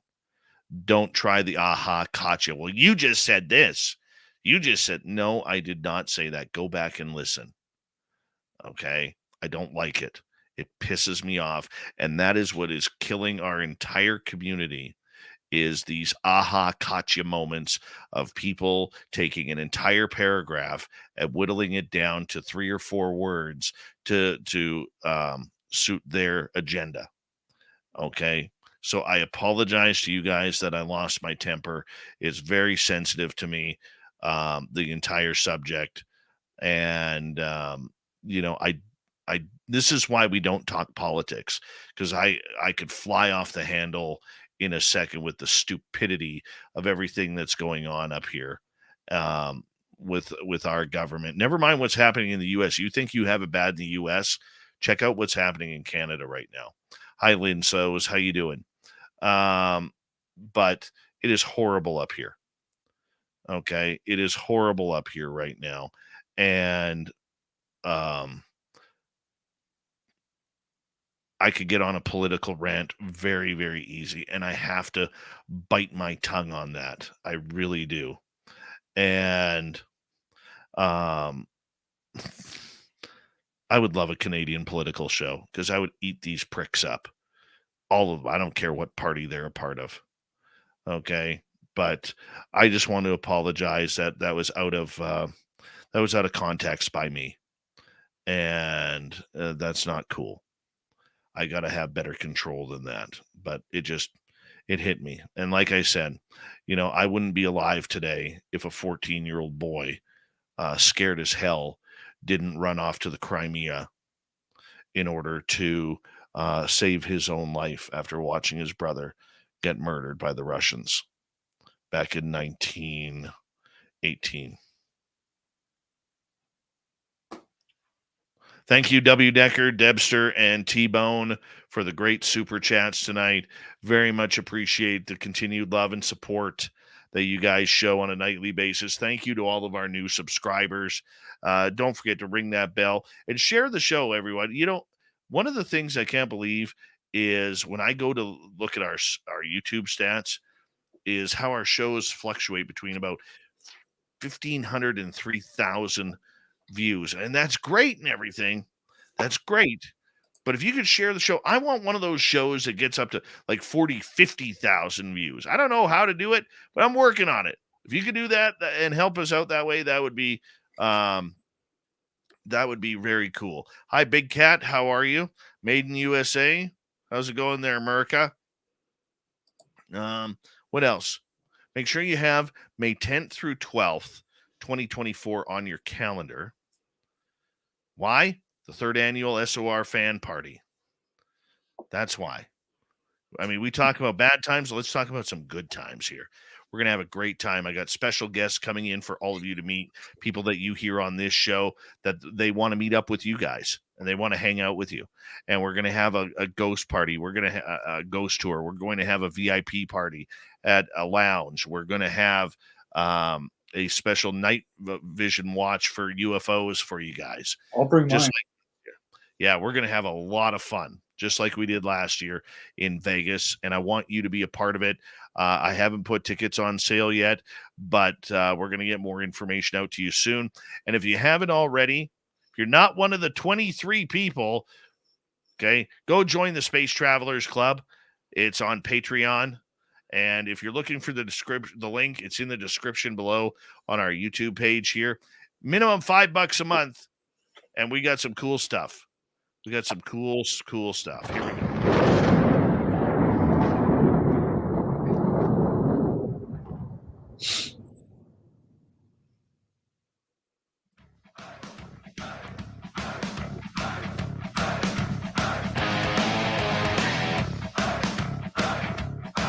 We pass the halfway point of Spaced Out Radio tonight. My name is Dave Scott. We really much appreciate earning your listening ears.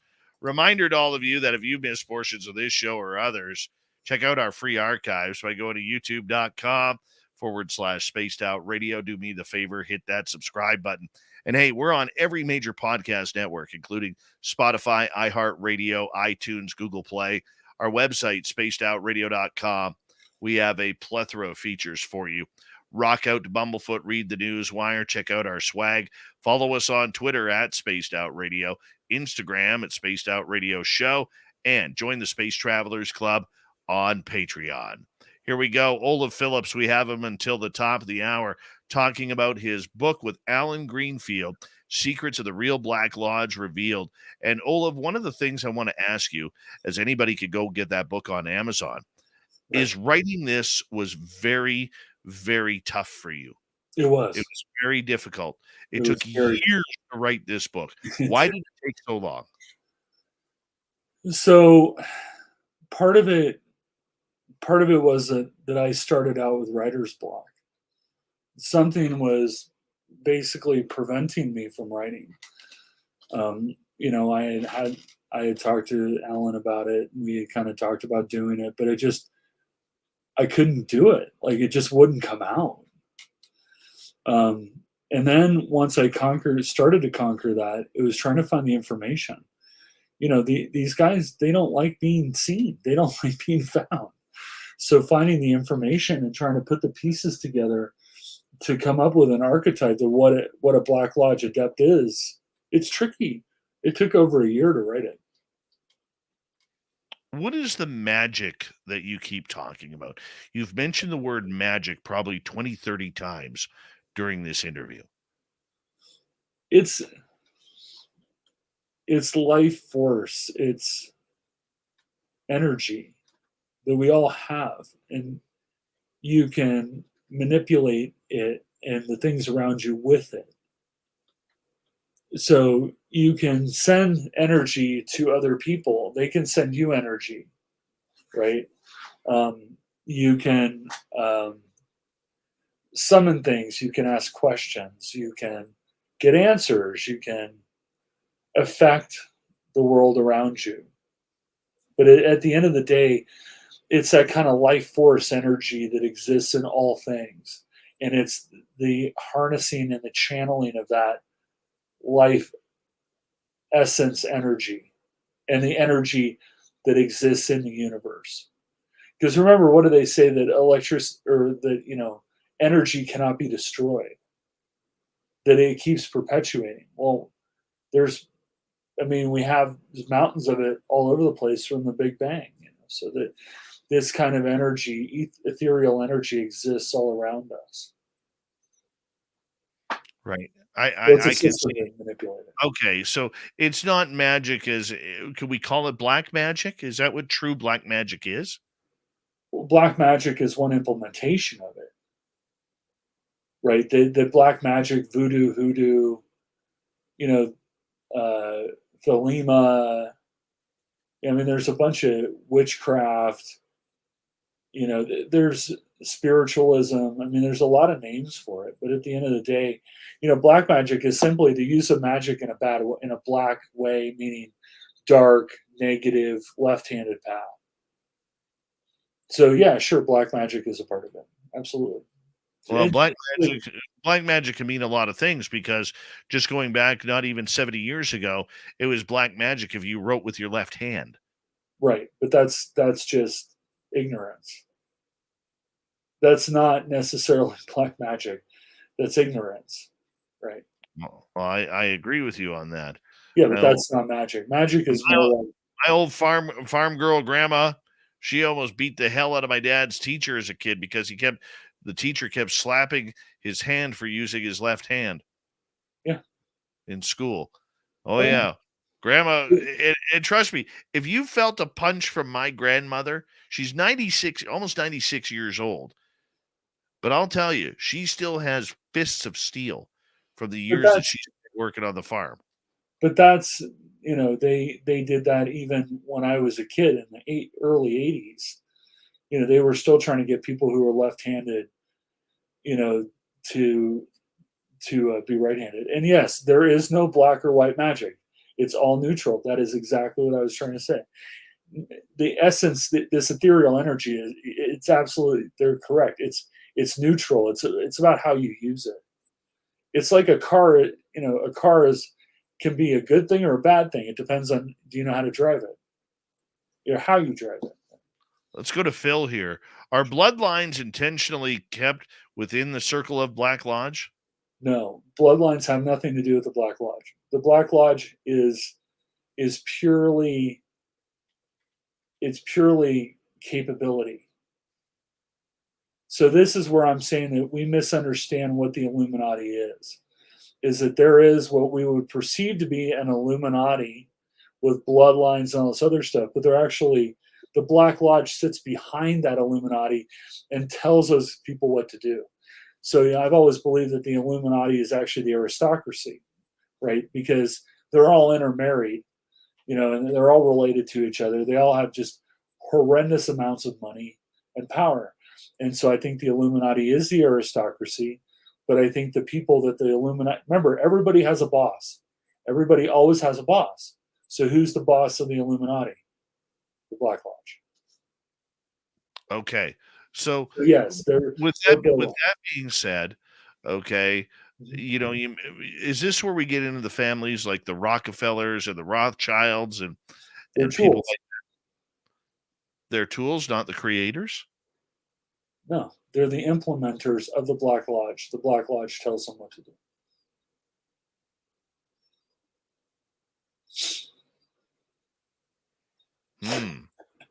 Right. You get the ramification of it. Everybody says, well, the Rockefellers and they want to run the world and they want to depopulate the earth and they want to do this and they want to do that. Who gave them the idea? They just came up with it one day? No. Right. Okay.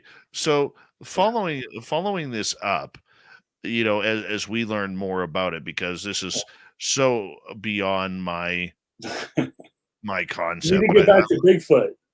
Yes. Is Bigfoot a part of the Black Lodge? No. No, he's a wonderful woodland forest creature. Yeah. By the way, have you seen one yet since you moved to Oregon? What? Have you seen one yet since you moved to Oregon? I live in California. I live in the Sierras. But yes, I think wherever you are, you're always somewhere. I live in the Sierras now, and yes, I have not seen Bigfoot, but I believe I have heard Bigfoot. Yes. Nice. We'll have to talk about that sometime. That's another show. That's definitely another show. That's the beauty of Olav Phillips as a guest. We can bring him here and talk about it. Oh, I'll tell you some Bigfoot stories that I heard that are local here in Tuolumne County. Apparently Tuolumne County is one of the largest Bigfoot sighting areas in the world. Wow. Yeah. Wow. I was talking earlier today, totally off subject. I was talking earlier today with a logging truck driver. Uh-huh. If you want to get weird stories, man, you get it from a logging truck driver. And he was telling me this story about, I said, do you ever see anything like strange, weird lights in the sky or anything while you're driving? Sure. He's like, dude, he's like, all the time. We just have a job to do and we get her done. Dave, You know, I was out hunting and I'm sitting there waiting for something to show up, because most of hunting is waiting for something to show up, right? You don't, and so I'm waiting and I saw something that was white streak in front of me. Like I just went, and I don't know what it was, but it was white. It was a blur out in the middle of the forest on the side of a mountain. You see all kinds of weird stuff. And I think I heard a Bigfoot when we were out there. My fiance and I, we have a disagreement. She maintains that everything we heard was a bear. I heard something throwing boulders, and that's Bigfoot behavior. The Bigfoot is not part of the Black Lodge, though. No. Bigfoot is not part of the Black Lodge.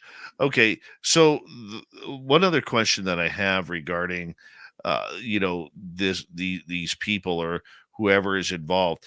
I mean, everything that you have stated tonight about this Black Lodge, it's reminded me a lot about like a lot of First Nations legends and lore about creatures like skinwalkers, where they've sold their soul for immortality. I mean, this almost sounds like the same type of thing. Same kind of thing. Yeah. Black Lodge they don't discriminate. Whatever magical system you use, they use it to their advantage. So I like the chaos stuff. So if I go join the Black Lodge, I come into the Black Lodge as a chaos practitioner. They're not going to say, well, you're not a Thelemite, get out of here. They don't care. They just want to use the energy to redirect humanity, to stifle humanity, to oppress humanity and control humanity. That's their stated objective. Are they winning or losing? I don't know. I mean, it's pretty chaotic out there at the moment. So I would say that the struggle is real. I mean, we look around and it's, Big J. Yes. They're not members. Okay. So the question was, is the Thule and Drill Society part of the Black Lodge? They are not part of the Black Lodge. They are influenced by the Black Lodge. And we have an entire chapter that I wrote about the Thule Society, the Vril, the Anunnaki, and all that stuff, about how they were manipulated by the Black Lodge. I also go into the Hexengruppen, which was an SS division of witches, and a whole bunch of other stuff. But yes, no, they are not part of the Black Lodge, but influenced by the Black Lodge. So members of it are Black Lodge, but the actual Thule and Vril Society are not Black Lodge. Simon wants to know, how does one join the Black Lodge? Simon, if you ask them, you tell them you want to join. It's not like you could Google their phone number. It's not like Scientology or the Skull and Bones or anything along those lines. It's you have to do it magically. You have to magically request. But I would suggest you tell your friend it's a very, very bad idea. Read the book and you'll see why. What are the dangers? What are the dangers of being part of the Black Lodge? Well, it's like they're like vampires. They suck everything out of you. That they destroy you. It's literally like the equivalent of signing a deal with the devil, right? You sign a deal with the devil to become rich and famous, and And so the devil makes you rich and famous, and then the next day you get hit by a car. It's that kind of thing. There's some very good descriptions in Moonchild where the black magician is talking about the structure of the Black Lodge, and they really do take everything away from you, but you willingly give it because you're getting this power. It's like because it's that kind of I can have the ends justify the means. So it's like, I want that girl over there, boom, I can have her because I have so much power. I can manipulate reality, and so I can make her come to me. But the trade-off of that is that my soul is rotting from the inside, and any kind of wealth I had, they're taking it, and any kind of power I had, they're harvesting it. So it's a very destructive thing. A Black Lodge adept at the end is just the husk. They take everything and they destroy your life. So do members know other members, or is it so secret No, they that do, in a limited way. It's kind of, you have to think of it as kind of like, you have to think of it as kind of in terms of like a terrorist cell, that the terrorist cells will be beholden to a leader, Al Qaeda. That would be the ascended masters, and you'll know the people in your cell. But if they're moving around the world and they run into another member, they will know another member when they meet them. Phil wants to know, Olav, do you eat breakfast for dinner? Absolutely. I love having corned beef hash on toast for dinner. Terrible. Pancakes, waffles. Absolutely. I try to keep the carbs down, though. Carbs are very much Black Lodge. There's a reason why they're called breakfast foods, or Olav. No, I do eat breakfast for dinner. It's terrible. The questions I get here. I thought you were a better man than that, but I'm sorry, Dave. I failed you. Yes, there are high. So it's pretty much over. So are there high-end wizards in the Black Lodge? Those are maguses, and yes, they do exist. You can be a magical practitioner at any level and be in the Black Lodge, and they have levels, so you can move up. Lynn wants to know, our religions are supposed to be the light beings, but are the people focused on fighting the dark cults? Our religions, I think our religions in general are supposed to, they're supposed to give this positiveness, but I think a lot of times they're co-opted and they focus less on the message than on their material problems. There's a televangelist in Florida, and his name is Creflo Dollar, and he justified buying a $20 million or $20 million Gulfstream because he was afraid that God would try to communicate to him. And how could he communicate to God and coach? The truth is that if God wants to communicate with you, he's going to communicate with you, whether you're in coach, whether you're in the cargo hold, whether you're levitating outside, it doesn't matter. But I think a lot of religions, they lose sight of what they're trying to do, and they get focused on the material, because this is an immaterial thing that we're talking about, right? Oh, very much so. Very, very much so. And good old Creflo, by the way, did not end up getting the plane. No, he did not. The congregation said, no, the current G5 you have is good enough. Yeah, the $16 million G5. You got to live with that one, Creflo. Yeah. Rose would like to know, what does this have to do with the historical Illuminati? So I think, and I'm working on a book about it, but I think that the Black Lodge, to obscure who they are and what they're doing, they hide behind the historical Illuminati. And I think that they, at least elements of it, foster the creation of a newer Illuminati, hence the, right, as a means to organize people that they could manipulate. But I think they hide behind the stories of the Illuminati so that you don't know who they are. And by the way, the person that asked about what's around my neck, this is a Bigfoot made out of beads, done by a local Native American artisan that I know. It has good medicine. So I put it on to protect me while I'm talking about the Black Lodge. Do you fear any repercussions from this book? Of course. I've already had them. While I was writing it, it's like a black cloud hanging over my head. I mean, now that I've done it, I've written it, it's out there. It's subsiding. It's because once you release it into the world, then there's nothing they can do. That it's out there. But absolutely, basically for the last 6 months, about anything that could go wrong has gone wrong.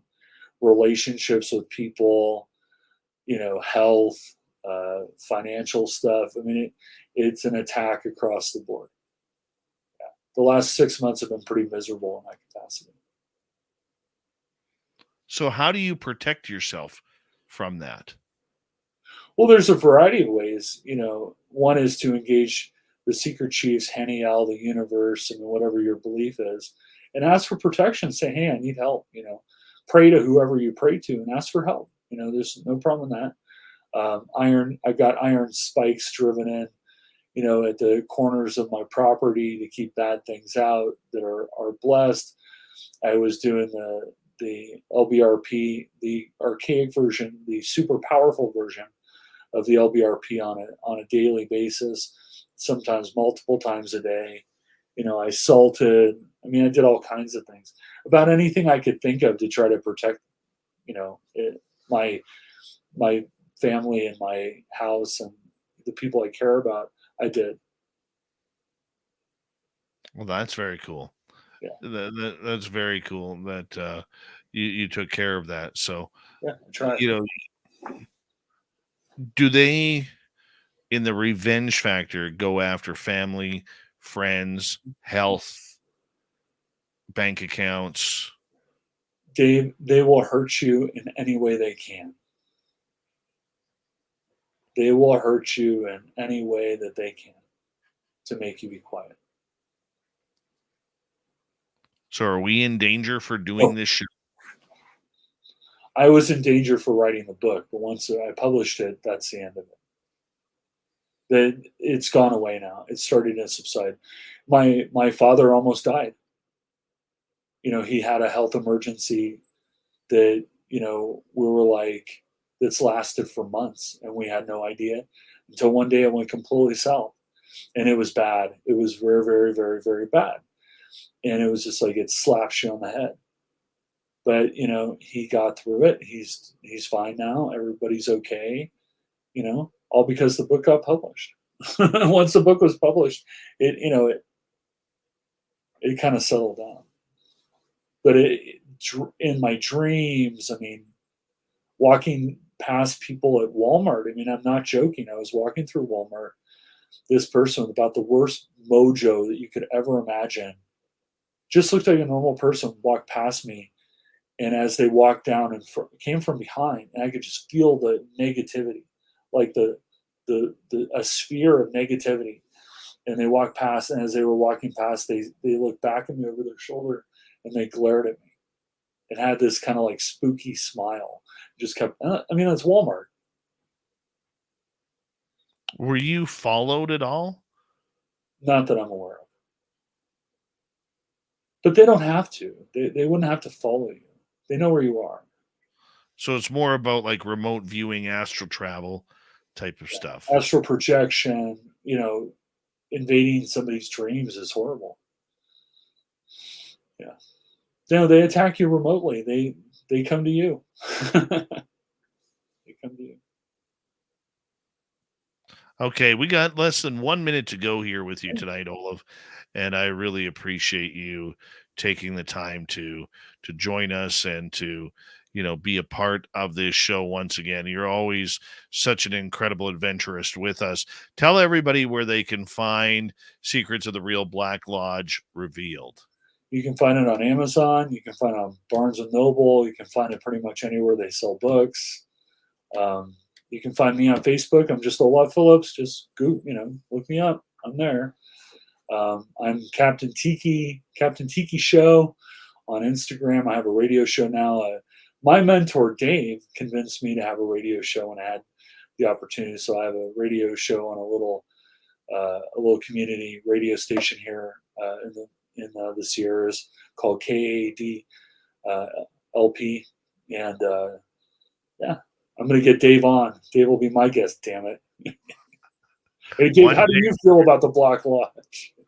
One day, my friend. Olav Phillips, everybody. When we come back for hour number 3, Steve Stockton from Among the Missing has another creepy story for us. Then, right after that, Robin McRae will be here for the Cryptid Report. Stay tuned. Another great hour of Spaced Out Radio coming up right after this. Thank you, buddy. Oh, thank Appreciate you. I love being on your show. You're awesome, and your audience is awesome. But I hope it was okay. It was all right. Good show. Mm-hmm. Okay. Very much so. Let's talk soon, okay? Okay, you call me, and I'll be there May 10th through 12th. Take care. Olav Phillips, everybody. I'll be right back.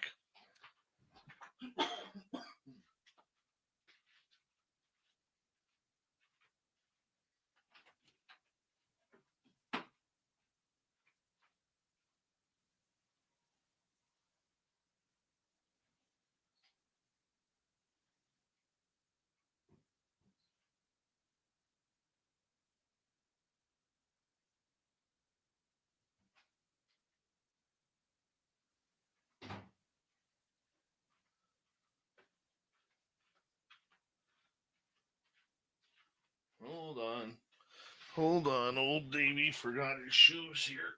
Oh, there we go. Be right back.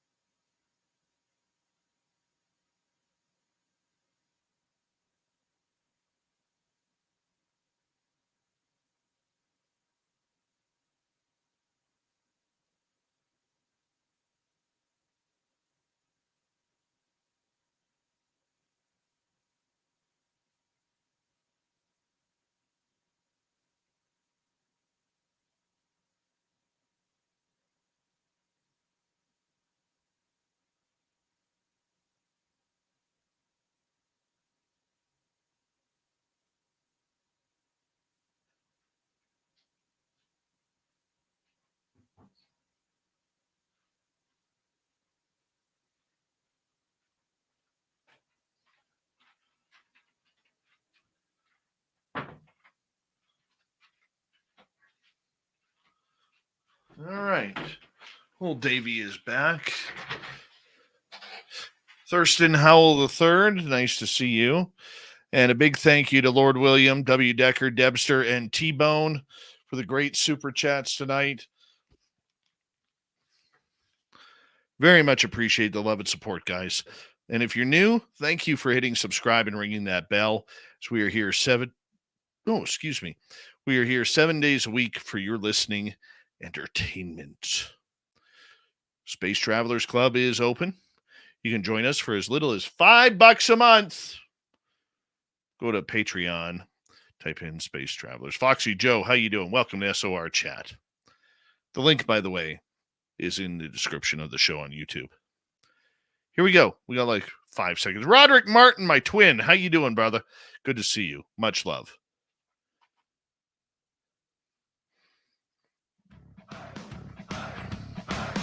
Would you like to connect with us? Head to spacedoutradio.com for all your latest show info. Now, back to Dave Scott and SOR. Third and final hour of Spaced Out Radio is now underway. Good to see you with us. My name is Dave Scott. Very much appreciate earning your listening ears wherever you are on this beautiful planet we call Earth. Hello to everyone listening in on our terrestrial affiliates around North America, digitally on Odyssey Radio, TalkStream Live at KPNL. All of our archives are free. Join us at youtube.com/Spaced Out Radio. Do me the favor, hit that subscribe button. The Desert Clam has set the password for tonight in the SOR Space Travelers Club. Currencia. Currencia is your password. Use it wisely, Space Travelers, as the Clam sets the password each and every night right here on Spaced Out Radio. Our website, spacedoutradio.com. We have a plethora of features for you. Rock out to Bumblefoot, read the news wire, check out our swag as well. Follow us on Twitter at Spaced Out Radio, Instagram at Spaced Out Radio Show, and you can join us on Patreon for the Space Travelers Club. It is that time of the night where we say hello to Steve Stockton from Among the Missing's YouTube channel and another creepy story. Hello, friends. Welcome to Among the Missing YouTube channel on Spaced Out Radio. I'm Steve Stockton, and I'm about to take you on an unbelievable journey of people just like you. Their stories and encounters will haunt us on Among the Missing.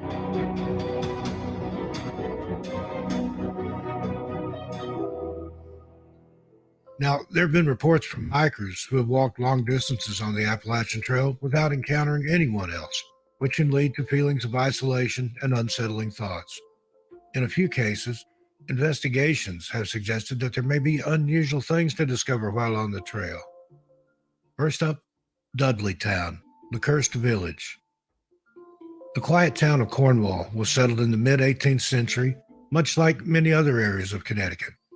The first Dudleys from England via Guildford arrived in the Litchfield Hills in 1747.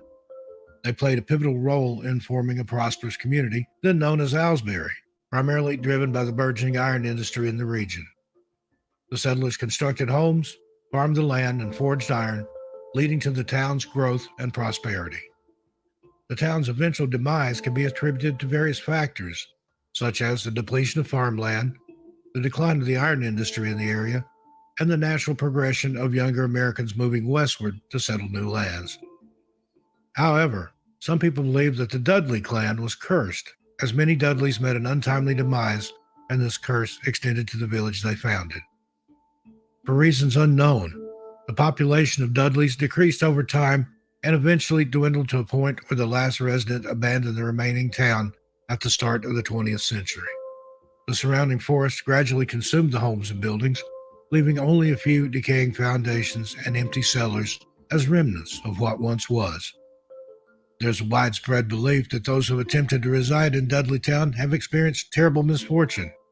Supposedly, there have been numerous incidents ranging from self-harm to demonic possessions, causing a great deal of hysteria. Paranormal investigators Ed and Lorraine Warren even filmed a Halloween special in Dudleytown during the 1970s, official declaring it demonically possessed. This declaration essentially paved the way for supernatural occurrences. The location has been a site for numerous reports of paranormal activities, including sightings of apparitions and ghostly figures that elicit feelings of fear and unease among visitors. Unfortunately, the area has also caught the interest of individuals obsessed with dark powers and satanic practices, along with many inexperienced ghost hunters and mischievous adolescents. Consequently, it has turned into a place associated with evil and doom. It's important to note that the supposed curse of Dudleytown has primarily been proven false, with even a descendant of the Dudley family, Reverend Gary P. Dudley, debunking the myth. However, despite the lack of actual curses, supernatural occurrences, or dark tragedies in the town's history, people still enjoy sharing spooky stories about it. The ruins of Dudleytown are located on private property owned by the Dark Entry Forest Association. They strictly prohibit all visitors. Local and state police will arrest and prosecute any trespassers. Creepy and weird once again from our good friend Steve Stockton from Among the Missing. If you want more just like that, just head on over to Steve's YouTube channel. It's youtube.com/Among the Missing. Hit subscribe and ring that bell. You get up hundreds of stories just like that for free. From the mountains to the monsters. Filling in for Super Duke on the Cryptid Report, it's the lovely and talented Robin McCrae. And here we go.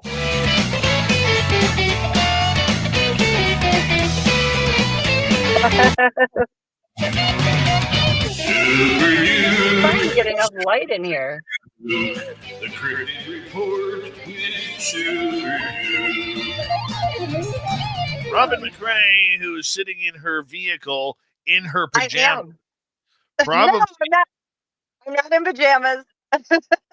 probably making a late night run to Taco Bell, is here with us tonight. Are the cryptids around your house wanting some tacos, or what's going on? Yeah. No, I actually, after you called me and said Duke can't come, I did put clothing on, so I'm not in the pajamas anymore. No, I normally go out like on the porch so I don't wake anybody in my house up, because for me it's 2 a.m. on my time. And I did that today, and apparently there's things walking around in the bushes because it was setting all the dogs off. They were going crazy. So I was like, forget it. I'm going in the vehicle. So I'm sorry, guys, if it looks really dark. Next time, if I do that, I'll park under the lights. Just Well, like, you know what? Maybe they just wanted to come up and do the show with you. I mean, we see, could I have think had. that's what it is. That a lot of times when I do shows, they do come up in the bushes. It's like they know you're talking about them. But yeah, they were outside. I just got home from Florida today. I've been gone for a week for business stuff and friend stuff. And I just got home, and they were like in the bushes making noises when I got here. So Oh goodness, they were happy that you finally got home and wanted to see yeah, I everything don't that's. know, but they were happy. Happy, sad, or whatever. They were loud. Are they as curious about what we do on a daily basis as we are them? Oh, more so. Absolutely more so. I always tell everybody it's funny because while we're out there looking and spying on them, they're out there looking and spying at us. They watch us a lot more than we watch them, because they're always spying on people that don't know anything about them or aren't looking for them or whatever. I mean, they will look at the people that do, but a lot of them, they don't even know these things exist, and they're out there just watching them. What what is curious to them about what we do? I think everything, like, we really perplex them. They don't understand our ways, just like a lot of our people don't understand theirs. It's not just we look different. We look as scary to them as they do to us. But, our mannerisms are different, our culture is different. And I think it goes both ways. I mean, we want to study them and learn more about them and find out about them. And they're the same way with us. Like, we perplex them. And I tell you, they're always saying, silly hairless humans. Like, they think we're ridiculous. And they don't understand, they work as a collective under the law of one. We don't. We should, but we don't. And they don't understand why we are as bad as we are. That's why they survive and we fail, because we don't work together. Not everybody, but a lot of people are out for themselves and not working together. I mean, if we all pooled our resources and worked together, what a great place this planet would be. We have a lot to learn from them, but yet we don't. Robin, the idea that this, we talk a lot about Sasquatch on this show, and it's very understandable as to why, because we are, very interested, and many of us, including myself, have had this type of involvement, interaction with this creature, you know. But there are a lot of other cryptids out there that we Oh, yeah. may not be given enough credit to. Outside of Dogman and Bigfoot, what is lurking in your area that you have had communication with? At the house here, cat people definitely. Werewolf. Um, this weird cryptid that's running around here. I don't even know what to call it. It's got like it's the back of it is over 5 foot up, and it's got haunches on it like a rabbit, but then the head of it is shaped more like elongated, like a deer, but with a bigger head, and it's elongated. And the ears are very long, but they sit right on top of its head next to each other, and it leans back. And then we have the lizard man here. I've had reptilians here. ETs are here all the time. Just pretty much anything. We've not had a goat person here. I have had a puckwudgie here, but I haven't had a goat person here. I've talked to goat people before, but I've not had one at my house, so to speak. Okay, And I get a lot of dimensionals, a lot of little people, various things like that. Anything that'll come through the portal. So what's a puckwudgie for people who may not know? Honestly, I don't know. I'm being very honest with you guys. I don't know a lot about them. They're not good. They tend to band together, and they are not kind at all. Duke has had shows on World Bigfoot Radio about them. I was really surprised one showed up here. If there were more with it, I never saw it. I got a picture of one. And they're very aggressive. They like to pull pranks on people, but they are not kind at all. They are not a good thing. So what exactly do they look like? The one I have, it had more of a pointy ears with it. The head was very odd. I mean, it wasn't overly tall. It reminded me more of like you would see on a fantasy show of like a dwarf or whatever, but it doesn't look human. It's got, the one I saw had looked like kind of like spiky things on it, and it had real pointed ears. Chin was relatively pointy. It was very weird looking. I've never seen anything like it in my life. But they remind me not of a human. It reminded me more of like some type of creature than it did anything human. And I'm sure if we were to do genetics on it, it's going to show the same thing that everything else does. It's a hybrid cross with a human. But it doesn't look human. It looks more like some kind of freakish thing you would see in a sci-fi movie. Weird. Have you ever had encounters with these cute, cuddly, Ewok-like beings that seem to just appear? They're very teddy bearish. They're very skittish. I've heard a couple people who've had encounters with them. They don't know what they're called, except they look like Ewoks almost. Yeah, I have not had those here. The closest thing I've had to that was, some of the Bigfoot kids that are really hairy, but they don't look like an Ewok. And I've not seen it. I've actually talked to people that have said that they've seen something like that, but I've not had that happen at my place. Like I said, I get the lizard man here. Definitely have cat people here. Talk about the lizard man. The one that was here, and I actually have a photo of it, and it wasn't as aggressive as what you would think. Lizard people, and I've talked to them for different people before, and they don't care for us. They want nothing to do with us to begin with. They just want to be left alone to do their own thing, and they can get really aggressive. And there have been cases in South Carolina where I live where people have gotten killed by these things. And there's been other cases in southern states that have had them where the people that have had them near them will talk about how aggressive these things are. Now, when the one was here, I had no idea it was out there. that I really and truly didn't. I was checking outside. The dogs were going crazy, and I figured it was another foot. And I looked back there, and he was just standing in the bushes watching the house. But he never showed signs of aggression. Like, I got a snapshot of him from like the shoulders up in his head, and he looks just like a lizard. And he was probably 6.5, 7 foot tall. But I never got aggression from him. He never did anything. He was there, and then he turned and he walked away, and he was gone. Normally, they are very unpredictable, and they are not good. I mean, they are not a good cryptid. I mean, everything has good and bad in them, but any reports on these things, they are highly aggressive. They are highly dangerous. And I know they're extremely strong. I mean, most of your cryptids are. The one here, if it did anything, I never found evidence of it, but it was also by itself. It's standing in the back of my property looking up towards the house, and there's 14 dogs running around. My backyard's fenced in, so they couldn't get to it. But I don't know if it was intimidated by the dogs, because a lot of my dogs are big dogs. But it actually didn't do anything. It turned around and walked away. And then after it got probably 4 or 5 feet away, it cloaked. Very strange. The cat people, I don't ever have problems with cat people. I've had cat people around for years, and I just have never had a problem with them. They're one of those things that if you're not bothering them, they're not bothering you. And the one I have here is a female because she had a youngster. And I've never had one bit of problem with them, ever. The dimensionals, I've got so many dimensionals, you never know what you're going to get anymore.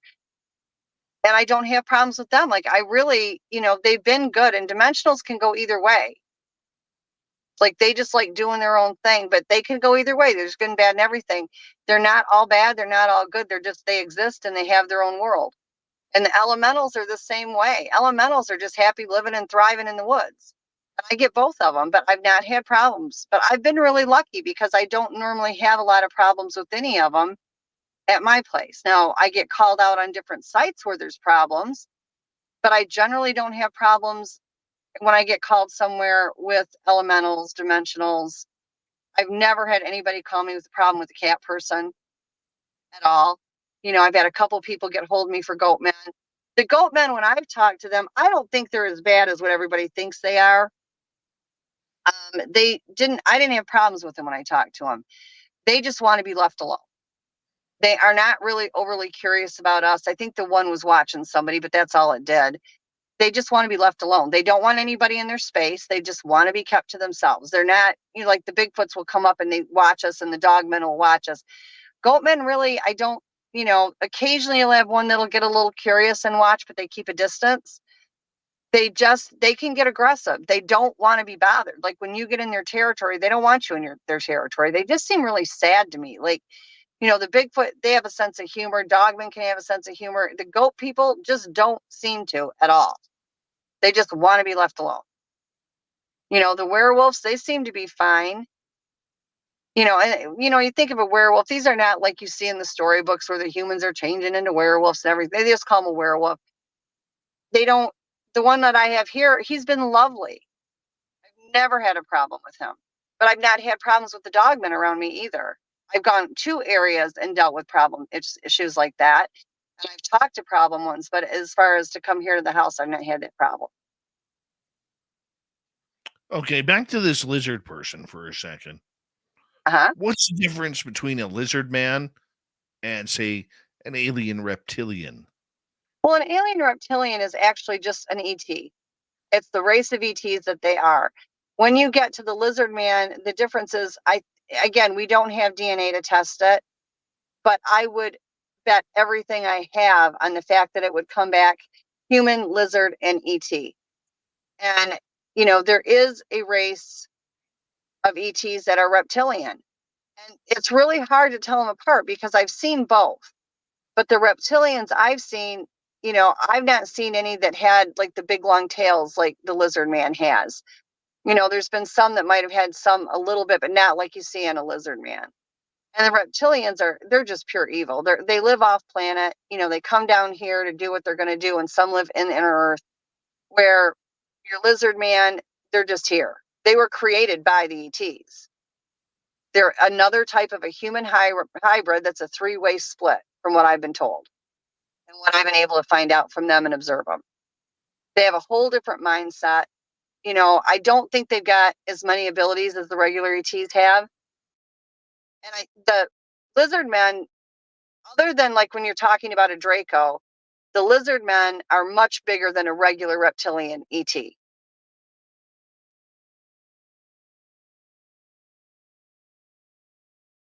I can't hear you. No sound. Do they live in swamps? Do they live in Yeah, they tend to like the swampy infested areas? Yeah, the lizard man tends to like more of the swampy areas where they can get in there. I mean, they're just like any other lizard. You see them more around bodies of water that is more swamp-like. They tend to get down in those swampy rivers and marshes and stuff, and that way they can go undetected. And people seem to see them more and have more encounters there. Bishopville, South Carolina, there's a famous situation that went on many, many years ago. 2 people got killed in Bishopville by one of these things. And like I did a conference for Dr. John Samey. It was a Lizard Man Festival. And we, different people came up and talked about it. And the swamplands in Bishopville, they still swear they're there. I mean, we Really? have a lot of swamps where I'm at. I was very surprised to see one here. That was not on my radar at all. I really did not think anything like that would show up. I was very surprised. We have 2 minutes to go here before we got to go to break. At the bottom of the hour, the Cryptid Report with Robin McCrae on with us right now, filling in for Super Duke. Robin, how about gnomes? Okay, we tend to see people, that I have Yeah. gnomes in my studio here, and I've been told by people like David Weatherly that these gnomes can come alive at any time, and Okay. people put them up in their gardens and in their little atriums and places like that. Have you had to deal with any gnomes? I've seen a couple of them.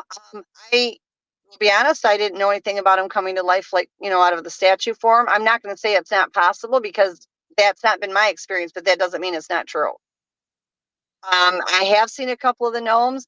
Gnomes, you've got to be careful because they can be really tricky. And are not, they're not these cute little fun creatures. It's like fairies. Everybody thinks fairies are all sweet and lovable. Fairies have a lot of power and they pack a punch. And they are not always nice. So gnomes are very much the same way. I've ran into a couple of them, little people as well. The little people I think are not too bad. I've had encounters with those. I've had them in my house before. But your gnomes can be a bit tricky. They've got some power behind them. They know how to use it. And they're pretty shady. How do you protect yourself from them? I know a lot of people have different ways. The only way that I've ever found that was successful is I do the energy work. It pushes everything bad back, and anything bad that tries to get through the energy walls gets blasted. So that's been real successful for me. Now, I know people that have done like the whole thing with the salt to keep them away. They've done different crystals to keep them away. I think everybody has their own way of doing it. Myself, because I do so much energy work, that's just my go-to. I do the energy work around. They get too close, and I push them away with the energy or bubble it or whatever so they can't get in. And it's been successful for me. Very nice. Very nice. Robin, hold on right there because we are going to go to break here at the bottom of the hour. Our final break of the night. Robin McCrae is here. Make that Robin Haynes is here. There you go. I'm getting used to it. I promise you, Robin. I'm getting That's used all to right. You're all good. it. All right. She's single and looking, boys, but you got to be a No, sass. I'm not. No, I'm not. No. Cryptid Report continues after this.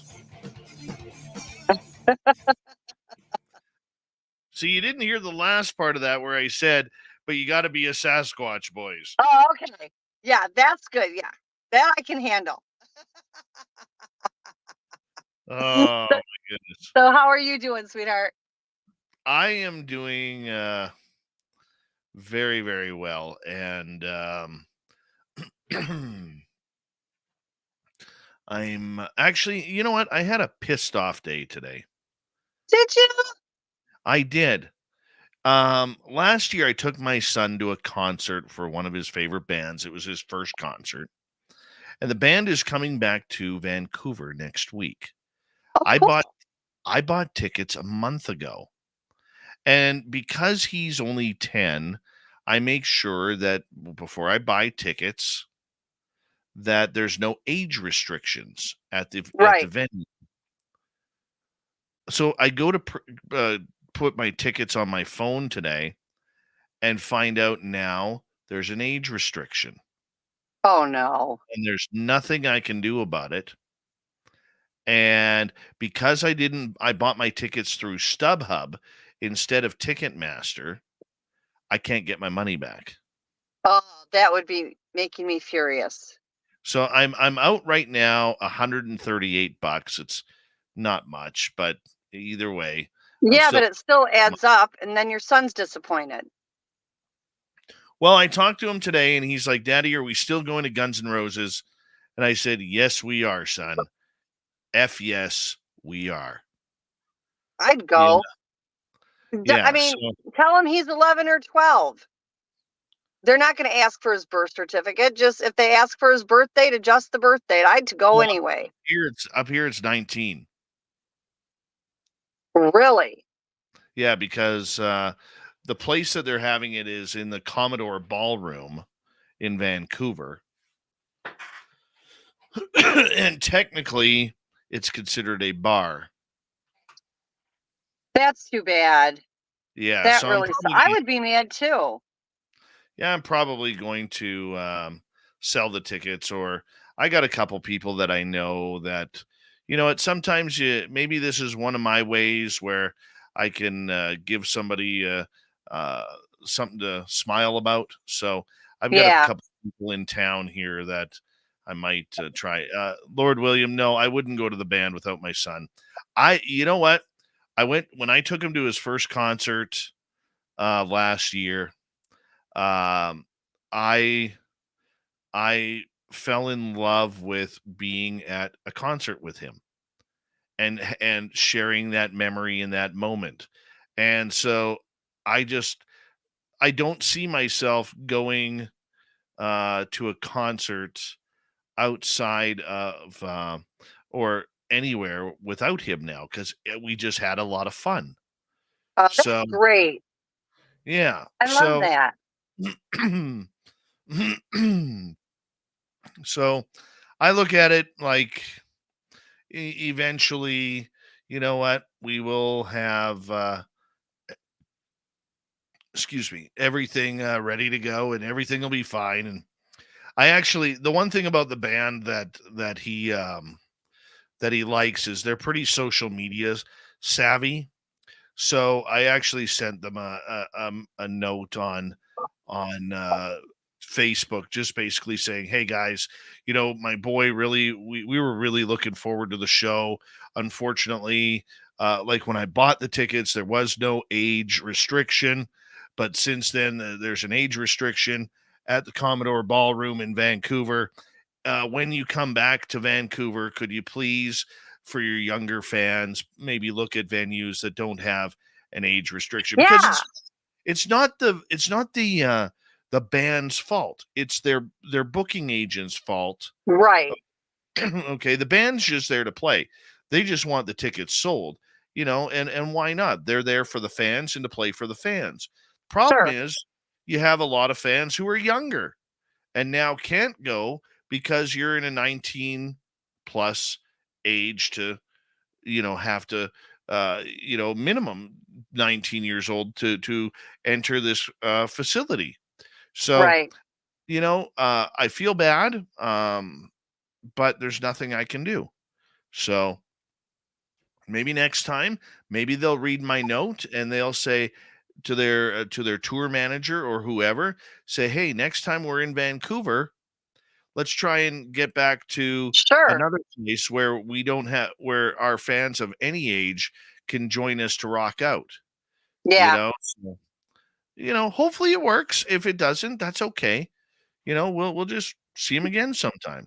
Robin, Yeah. hold on there. We only got about 5 seconds. Thank you to Lord William, W. Decker, Debster, and T-Bone for the great super chats tonight. Here we go.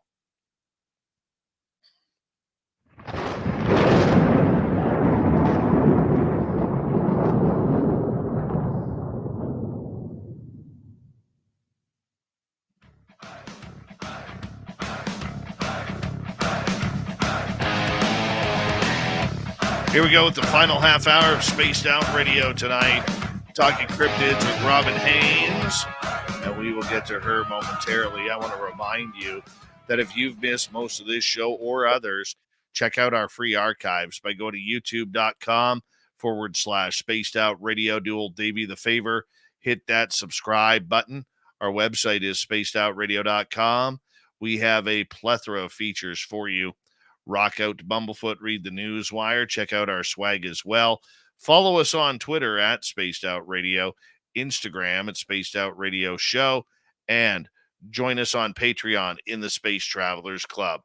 Robin McCrae, make that Robin Haynes, is back on Spaced Out Radio tonight as we are looking at all sorts of weird, strange cryptids going on. We were talking about gnomes right before the show started, or this last half hour started. And Robin, thank you so much for being here. Very much appreciate it. Oh, you're so welcome. I love you guys, and I appreciate you having me on so much. You're amazing. And I have to say, you have got such a great audience. Like, I get messages from people that watch the show when I'm on, and they are so kind. Like, it just blows my mind how kind these people are. So you are so lucky and blessed because your audience is amazing. Like, they send me the nicest, kindest messages, and it means the world to me. It really does. Well, that's really nice to hear. That's really nice to hear. Yeah, we love our audience here, and they're Yeah, so they're intelligent. awesome. They very much are. I have a couple questions for you. Let's start off with Mike here. Robin, Okay. serious question. In a fight or conflict between Bigfoot and a bear, say a grizzly bear, who would win? Oh, a Bigfoot every day. Every day. I can't imagine a bear that they couldn't shred in a heartbeat. No, I would bet all my money on the Bigfoots. How about Bigfoot Dogman? You're going to come up with, it depends on the individual because you're talking about two beings that have got just incredible strength. It's going to depend on the size. It's going to depend on the age, the health of the individual. I think you're looking at a pretty even fight. I really do. I think the Bigfoots might still pull it off, but it's pretty even because some of these dogmen are massive. And, it's going to come down to the age, the size, all of that. So I think that it's pretty even. I think Bigfoot wins on sheer power. Yeah, sheer I agree. And then size. A giant suplex off a 30-foot Douglas fir tree. And then he hooks the leg for the 3 count. Yeah, and wins. Yeah, you're talking, the biggest one I've been toe-to-toe with was 14 feet. You're talking about something that is so massive, and your dogmen don't get 14 feet. They get big. Don't get me wrong. They get massive. I just think that, as far as who's going to win this, I would still put my money on the Foots. I really would. But again, it's going to come down to the individual, the age, their health, and the size. We have heard so many reports over the years of creatures like Bigfoot and Dogman being shot by hunters or whatever. How come these creatures never go down? How come we never hear of dead ones that are being, it after depends. taking a 50 caliber rifle shot or multiple rounds from an AR-15? They actually, some of them can be killed. It depends on where they get shot. That chest plate is incredibly, incredibly thick. The bone on the skull is incredibly, incredibly thick. It depends on the shot. And again, you're talking about ones that have they all have paranormal abilities, but if they use them, they can stop it in a heartbeat. They really can, and they can make. I've been around people that it's happened. Not that they were taking shots at the Sasquatch, but tried to use a gun and it gets malfunctioning. There are stories after stories about how that happens. They can use their energy and the frequency they have to jam a gun. It just comes down to where are they getting shot at? What is the weapon that they're being shot with? They are not an easy thing to bring down. And the problem is people don't realize that if there's one there, they function as a collective. If you take one down, you better be prepared because you got a whole hell of a lot of stuff coming at you. And they don't forget. They don't forget. They don't let it go. Their culture believes in an eye for an eye. So if you take one of them down, they are going to mess with you for the rest of your life if they don't kill you. You will never get away from it. And they believe it goes generation to generation. It's just the code that they work under. It's so, to begin with, nobody should be shooting them anyway. They're a relative of ours, even though distant, they're still a relative and they are a human hybrid. But the thing is, there's variations. People have killed them before, but they also don't give up their dead easily. If you actually, the government has some that they've gotten, of course. Anybody that's ever really gotten any, the government comes in and takes them. But they don't give up their dead easily. They do a funeral. They bury them. They do a lot of things. But when you go to try to shoot, when you're talking about a chest plate that's so thick, and the brain, the head, all of it. And by the time you get that shot off, you have no idea how many are going to be coming after you. They do. They're all connected. You take one down and you're taking a bunch with it, and they are not going to let it happen. It's just not advisable. It really isn't.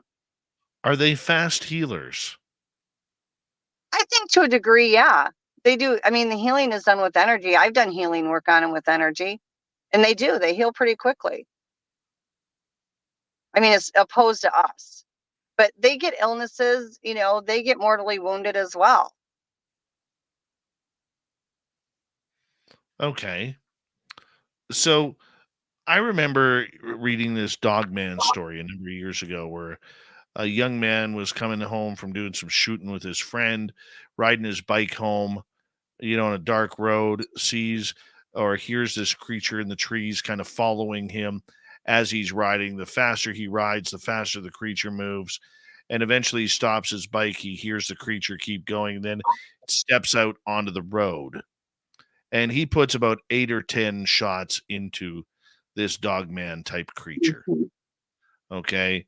And after those 8 shots, gets pretty much a telepathic message that was a bad move. Yep. Okay. And the creature starts slowly walking towards him. No limping, no nothing. Yep. This kid jumped on his bike, raced as fast as he could into a different area, lost the creature. I think he went back to his friend's house, locked himself in the door, and never saw it again.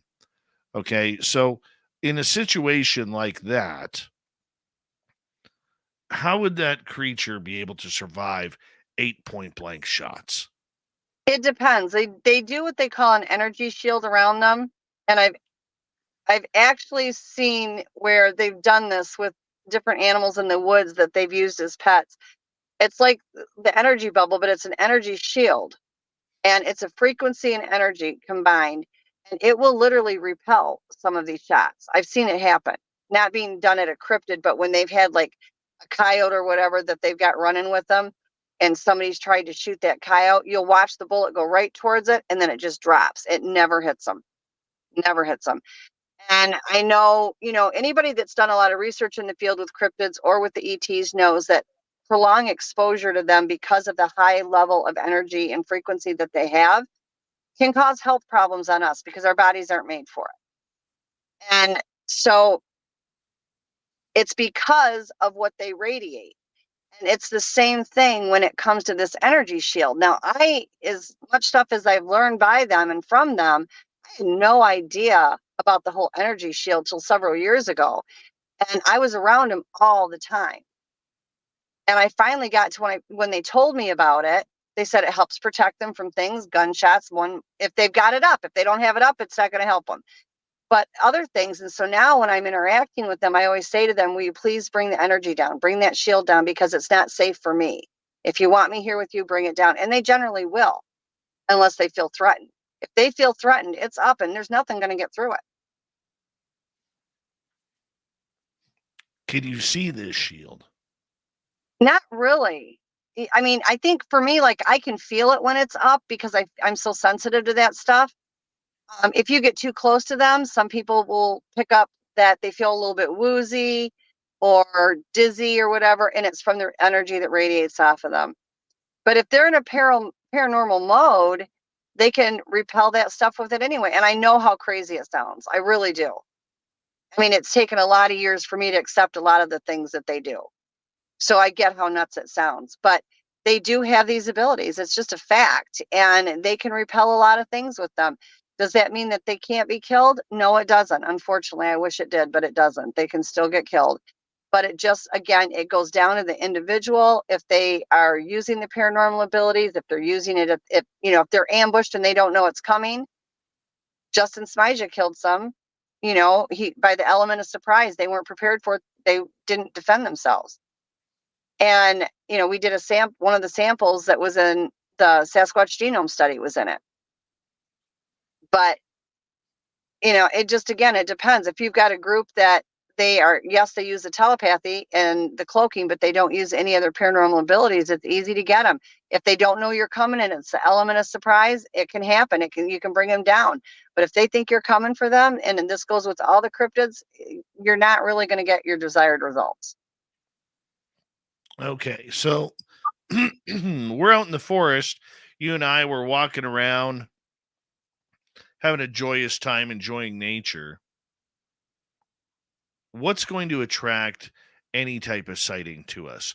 Whether it's a dogman, whether it's a Sasquatch, a gnome, a puckwudgie, or let's just say anything friendly, so to speak. Your energy. If you're out there and you're enjoying nature and you're laughing and you're having a good time and you're joyous, whenever you have good thoughts in your mind and you're upbeat and you're laughing and you're happy and enjoying yourself, it raises your vibration, it raises your energy, and that draws them to you like a magnet. They love that. That's what I always tell everybody, when they contact me and they're like, how can I get interaction? I'm like, quit chasing them. Just quit chasing them.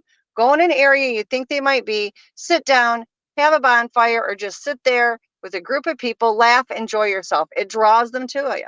It really does. They like the energy that it brings, and that upbeat energy raises your vibration. It raises your energy level, and that's what they're drawn to.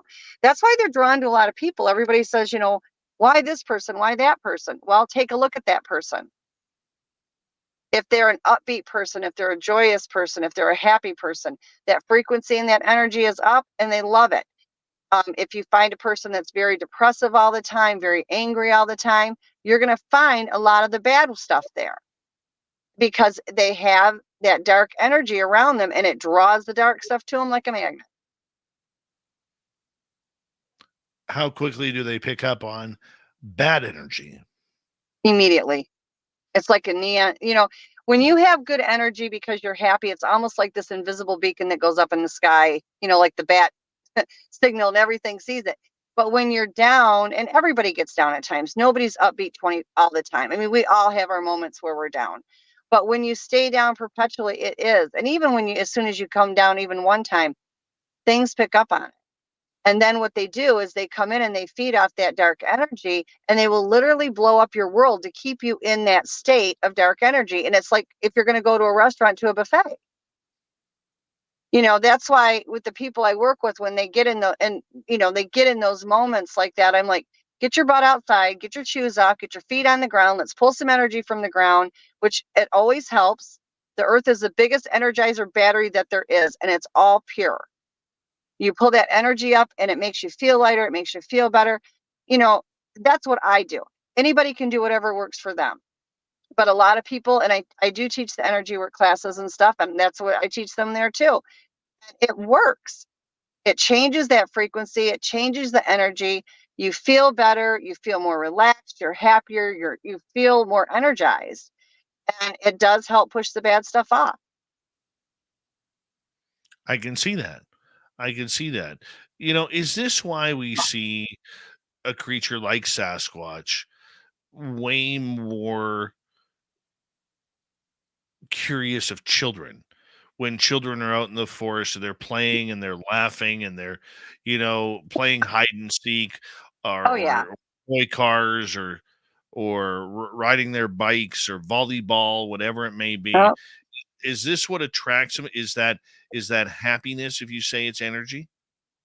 yeah. I mean, obviously, I mean, they do. They're joyous, and kids are innocents. They really are. Most of your kids have not decided if they're going to be good, bad, or indifferent. And most of them. And so they're still what they call pure, what the Bigfoots call pure of heart. Now you have to be careful because just like in our culture where we have pedophiles and we have kidnappers and things, they do as well. But primarily, they're not out to kill these kids. They're not out to steal these kids, but they will watch them. They're highly, highly um, motivated to protect these kids. If they see kids out playing by themselves, they think they're a child without a clan. They will grab them because they think they're protecting them and they're on their own. And so, with my kids, all my kids were raised with these things around. And it was just, we all had the buddy system, and if they heard, because they can imitate voices, if they heard their name being called out in the woods and it sounded like it was me, if they did not see me, they were not to go. They wouldn't get in trouble for not coming when called. It was, they had to physically see me to know to go. So we were careful with it. They have never bothered my children. I have a granddaughter that when she was 5 years old, they used to play with her. They would take rocks and they would roll them across the ground to her, and she'd pick them up and she'd roll them back. And she loved them. I've never had a problem with them, but I'm also one that I don't trust anybody with my kids and my grandkids. I don't care who you are. That's your most prized possession, are your kids and your grandkids. And so I was always that, overly careful where we had things in place to make sure nothing bad ever came into the area and would possibly hurt them. But they are attracted to kids because they are joyous. They are having fun. They're laughing. They're having a good time. You'll see like a group of kids playing, and it's not uncommon to see them nearby watching. You also find kids that get lost out in the woods and they're brought back by a Bigfoot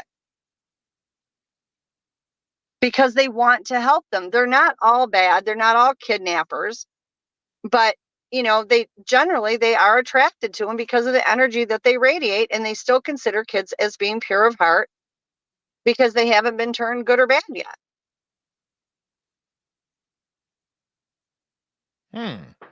So when the kids are involved or around, shall we say, how often are the Sasquatch in their area? Like, is I, it now? I'm not saying like an elementary school or something along those lines. You know, I'm saying, camping, or maybe there's a baseball diamond that's kind of yeah, out of my town. guess is they watch quite a bit. When I would take my kids out in the woods with me, my kids were never behind me. My kids were in front of me, so I could see the first child, and I had the last child right in front of me, so my eyes were on them at all times.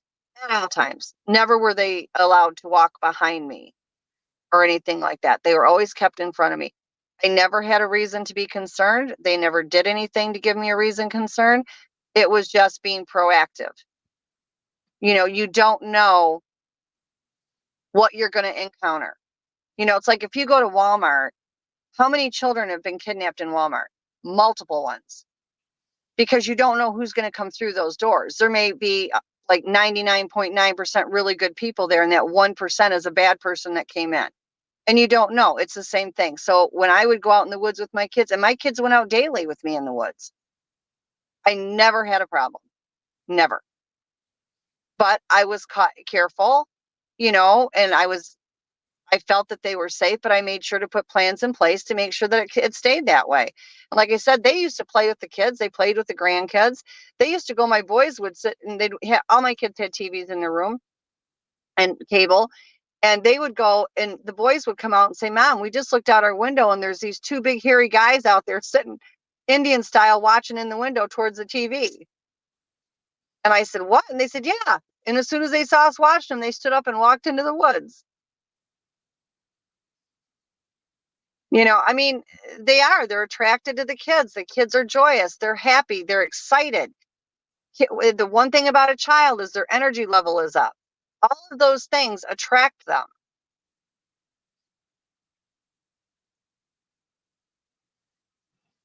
Gotta love it, Robin. Gotta love it. And it's something that, it just gives you another reason that when you're in the forest, you never know what is watching you or your kids. It's not just an animal maybe trying to hunt them down for small prey. It could be something a lot more curious than Mhm. in order to make itself, known to itself. Robin, we always get people wondering where they can find more information from you and your incredible studies into this research. Let everybody know where they can find you. Sure, you can find me on Facebook under Robin Haynes. It's Haynes, or you can always email me at RLYNNE and then a period FORESTPEOPLE@gmail.com. We love you around here. I love And you too. I think Super Duke will be back in a couple of days, but I will keep you posted because our audience loves it when you're here. They really do. Okay, well, let me know if you need me Thursday or not. Well, you know what? You are somebody who we always have on speed dial because I know. you never know when Super Duke has a date with a female Wookiee.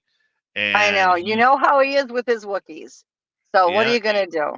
he throws on that old high karate musk that he got from his grandfather back I when he was know. like They love years him. old. They They love him. absolutely love him.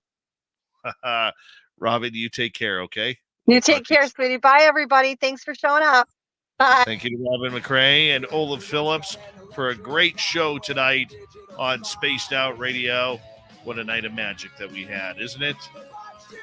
We got Mr. Ron Bumblefoot Thal rocking in the background with Little Brother is Watching.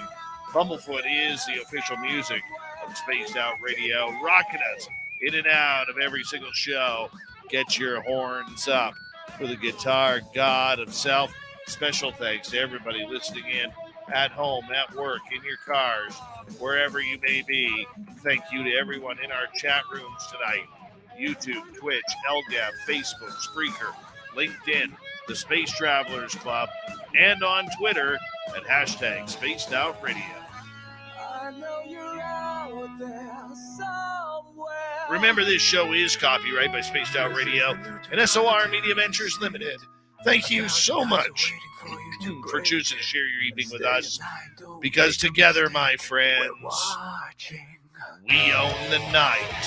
Mr. Bumblefoot, we need a favor. We need you to take us home.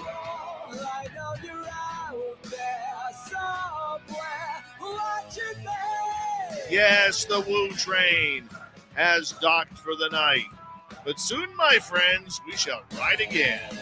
Your seats are always available. Your tickets never expire. And if you want to bring a friend, we've got room for them too. Good night.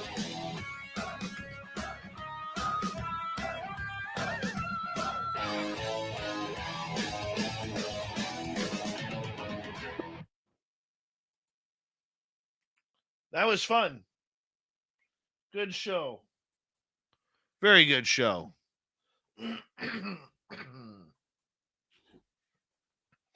Hope you guys enjoyed that.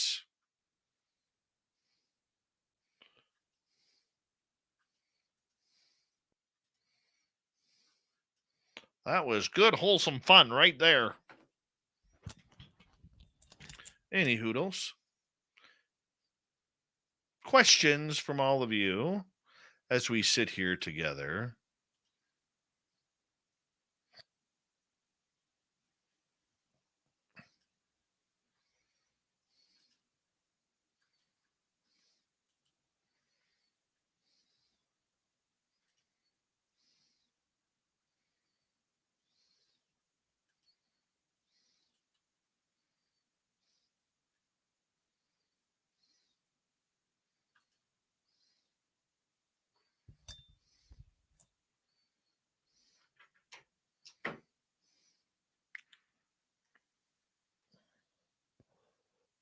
Little Cam, I answered this question to you the other day. Yeah, I'll try and get Paisley back on. I love Paisley. It's probably time that we had her on. You know what? I will message her right now. How about that?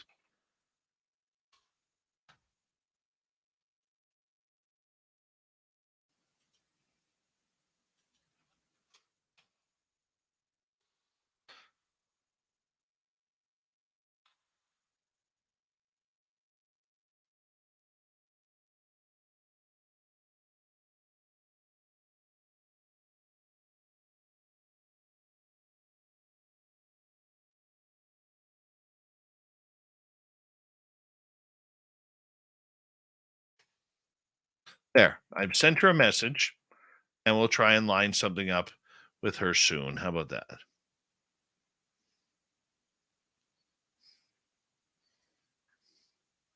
Sound good? That's the way we roll around here. That's how we do it. Oh, stop.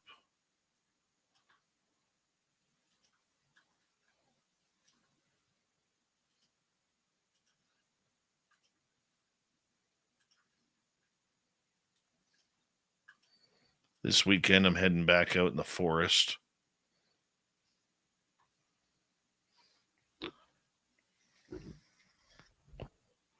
See what we can find.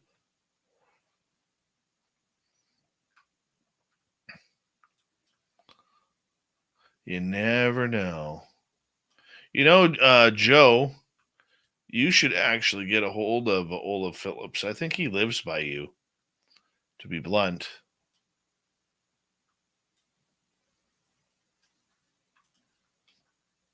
Because I know he's living in the Sierra Nevadas now.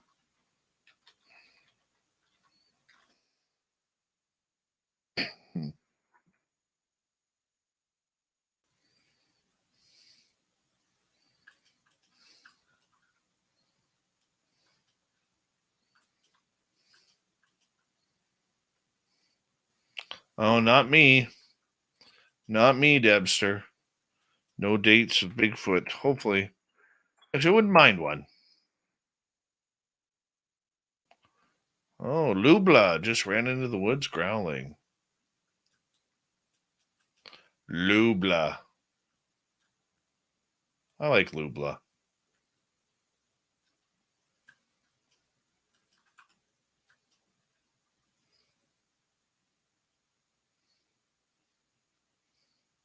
What should I go deep with, Vanessa?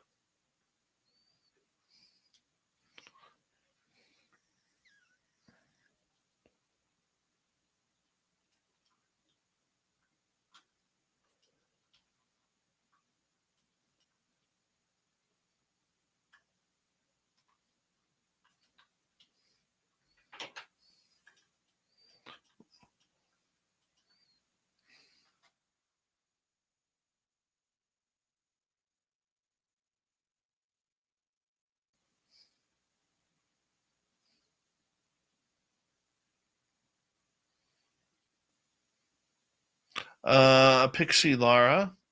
Yes, actually, it's a great question. On Halloween night, I'm going to be getting Rob to fill in for me. And the reason why is I'm doing a special ghost tour at our museum that night. And it's going to be great. We have a big private tour coming on, and Bill Hauser from our Ghost Box sessions is going to be up here hanging out with us and taking part. And Rob, I got to talk to you about some dates here because there's 3 dates in October I need you to cover me for. 3 dates.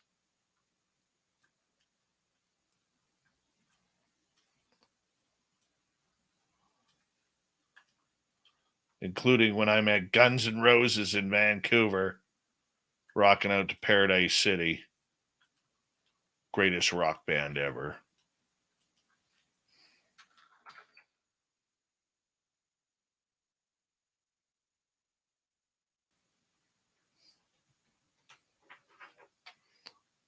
Hey, Derek, you never got a hold of me today.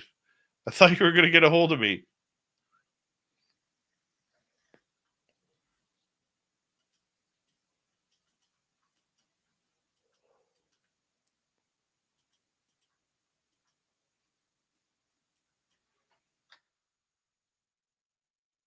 I think you were too busy in the swing with the wife.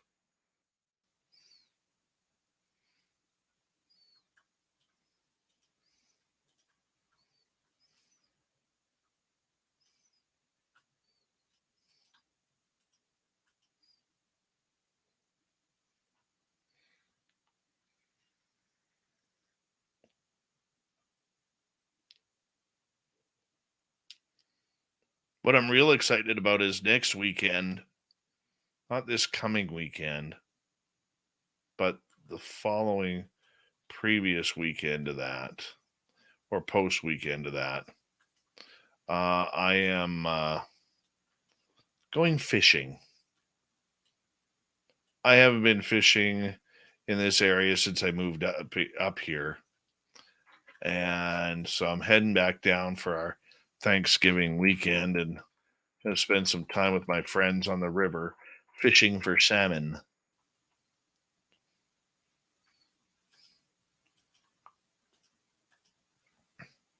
So we're going to go, we're going to have some fun and see how many fish we can catch.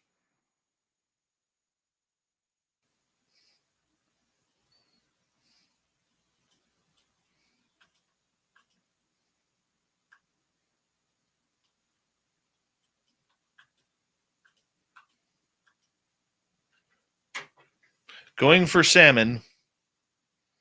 The spring salmon, or Americans, you call them kings, coho salmon, and the pinks are running. The pinks are just annoying, but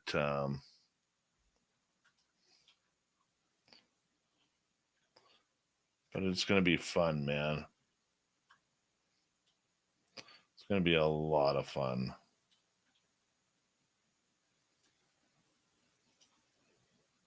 Don't worry, won't be missing any shows. Definitely will not be missing any shows.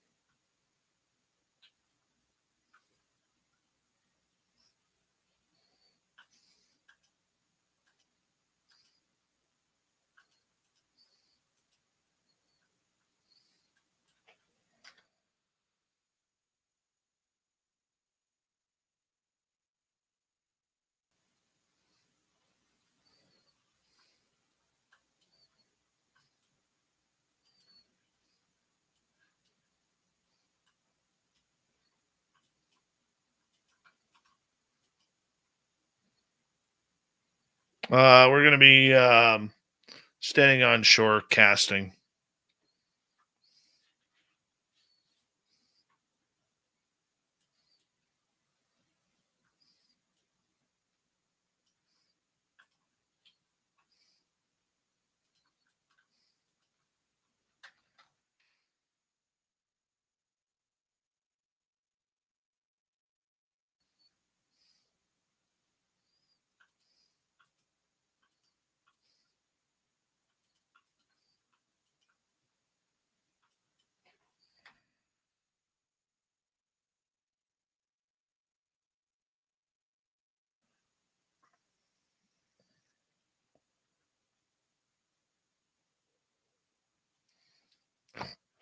Susan, this river that I fish, there's so many fish in this river that literally will be hitting fish every second cast, a third cast.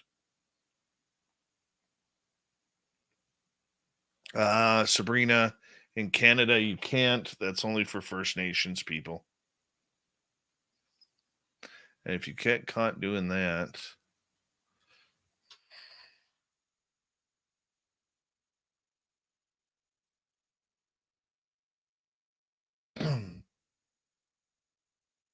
By the way, Paisley responded, LOL, you're joking me. Like, no, I'm not actually. The people want you.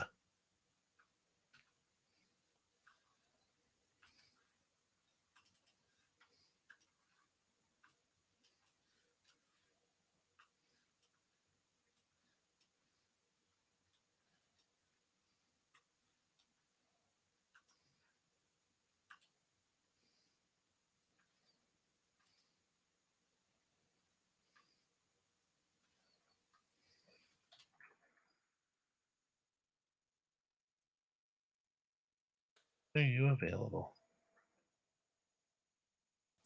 Let's see. What do we have open in October?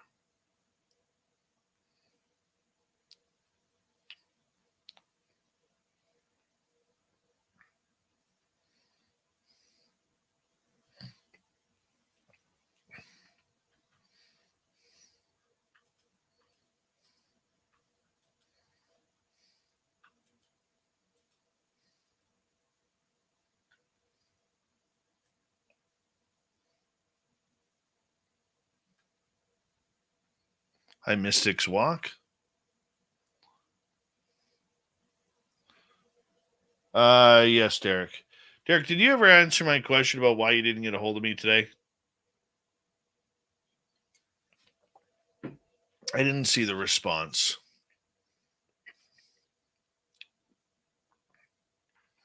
We use I use wool as bait. Wool, colored wool. Usually little pieces of wool that look like fish eggs.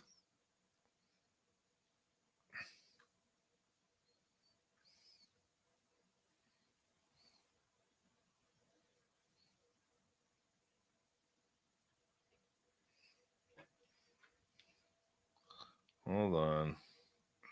Reading it again. Where are you?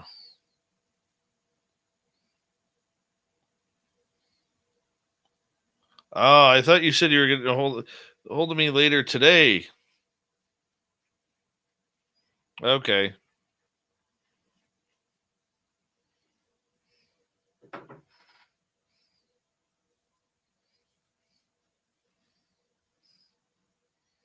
I was like 3 years old, Nikki, when I started fishing.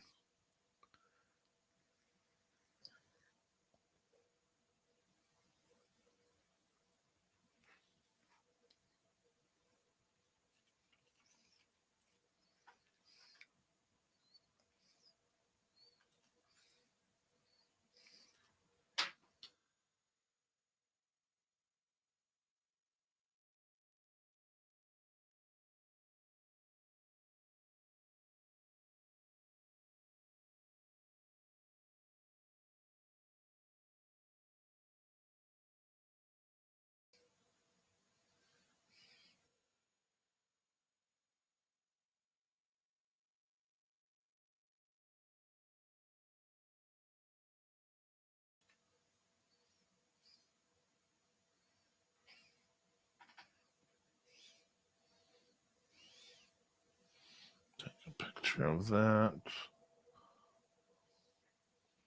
Send that to her.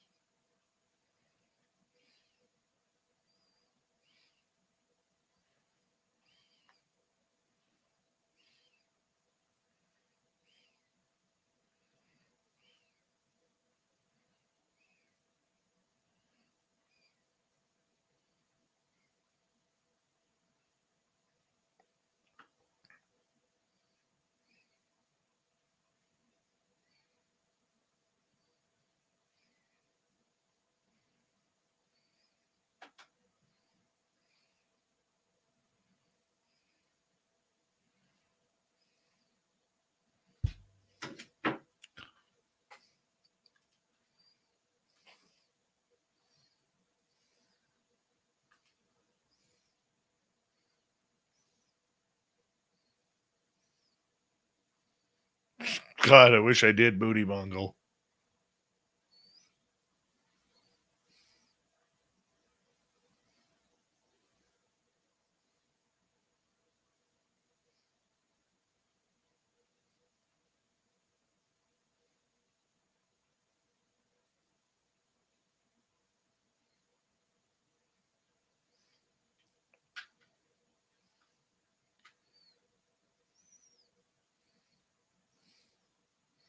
All right, everybody. I want to say a big thank you tonight to T-Bone, Debster, W. Decker, and Lord William for the great super chats. Thank you to all our new subscribers.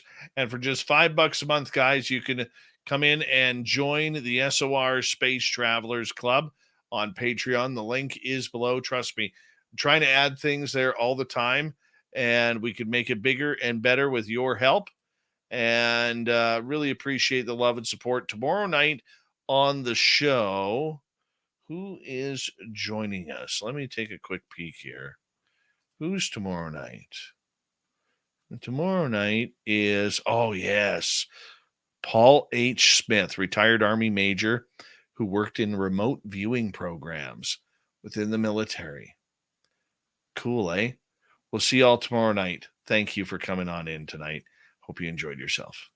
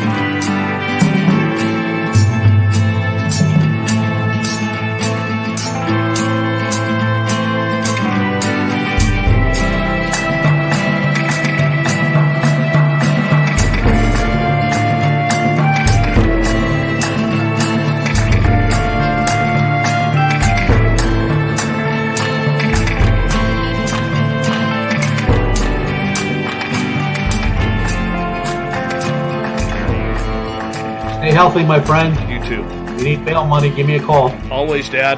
Take care. You too.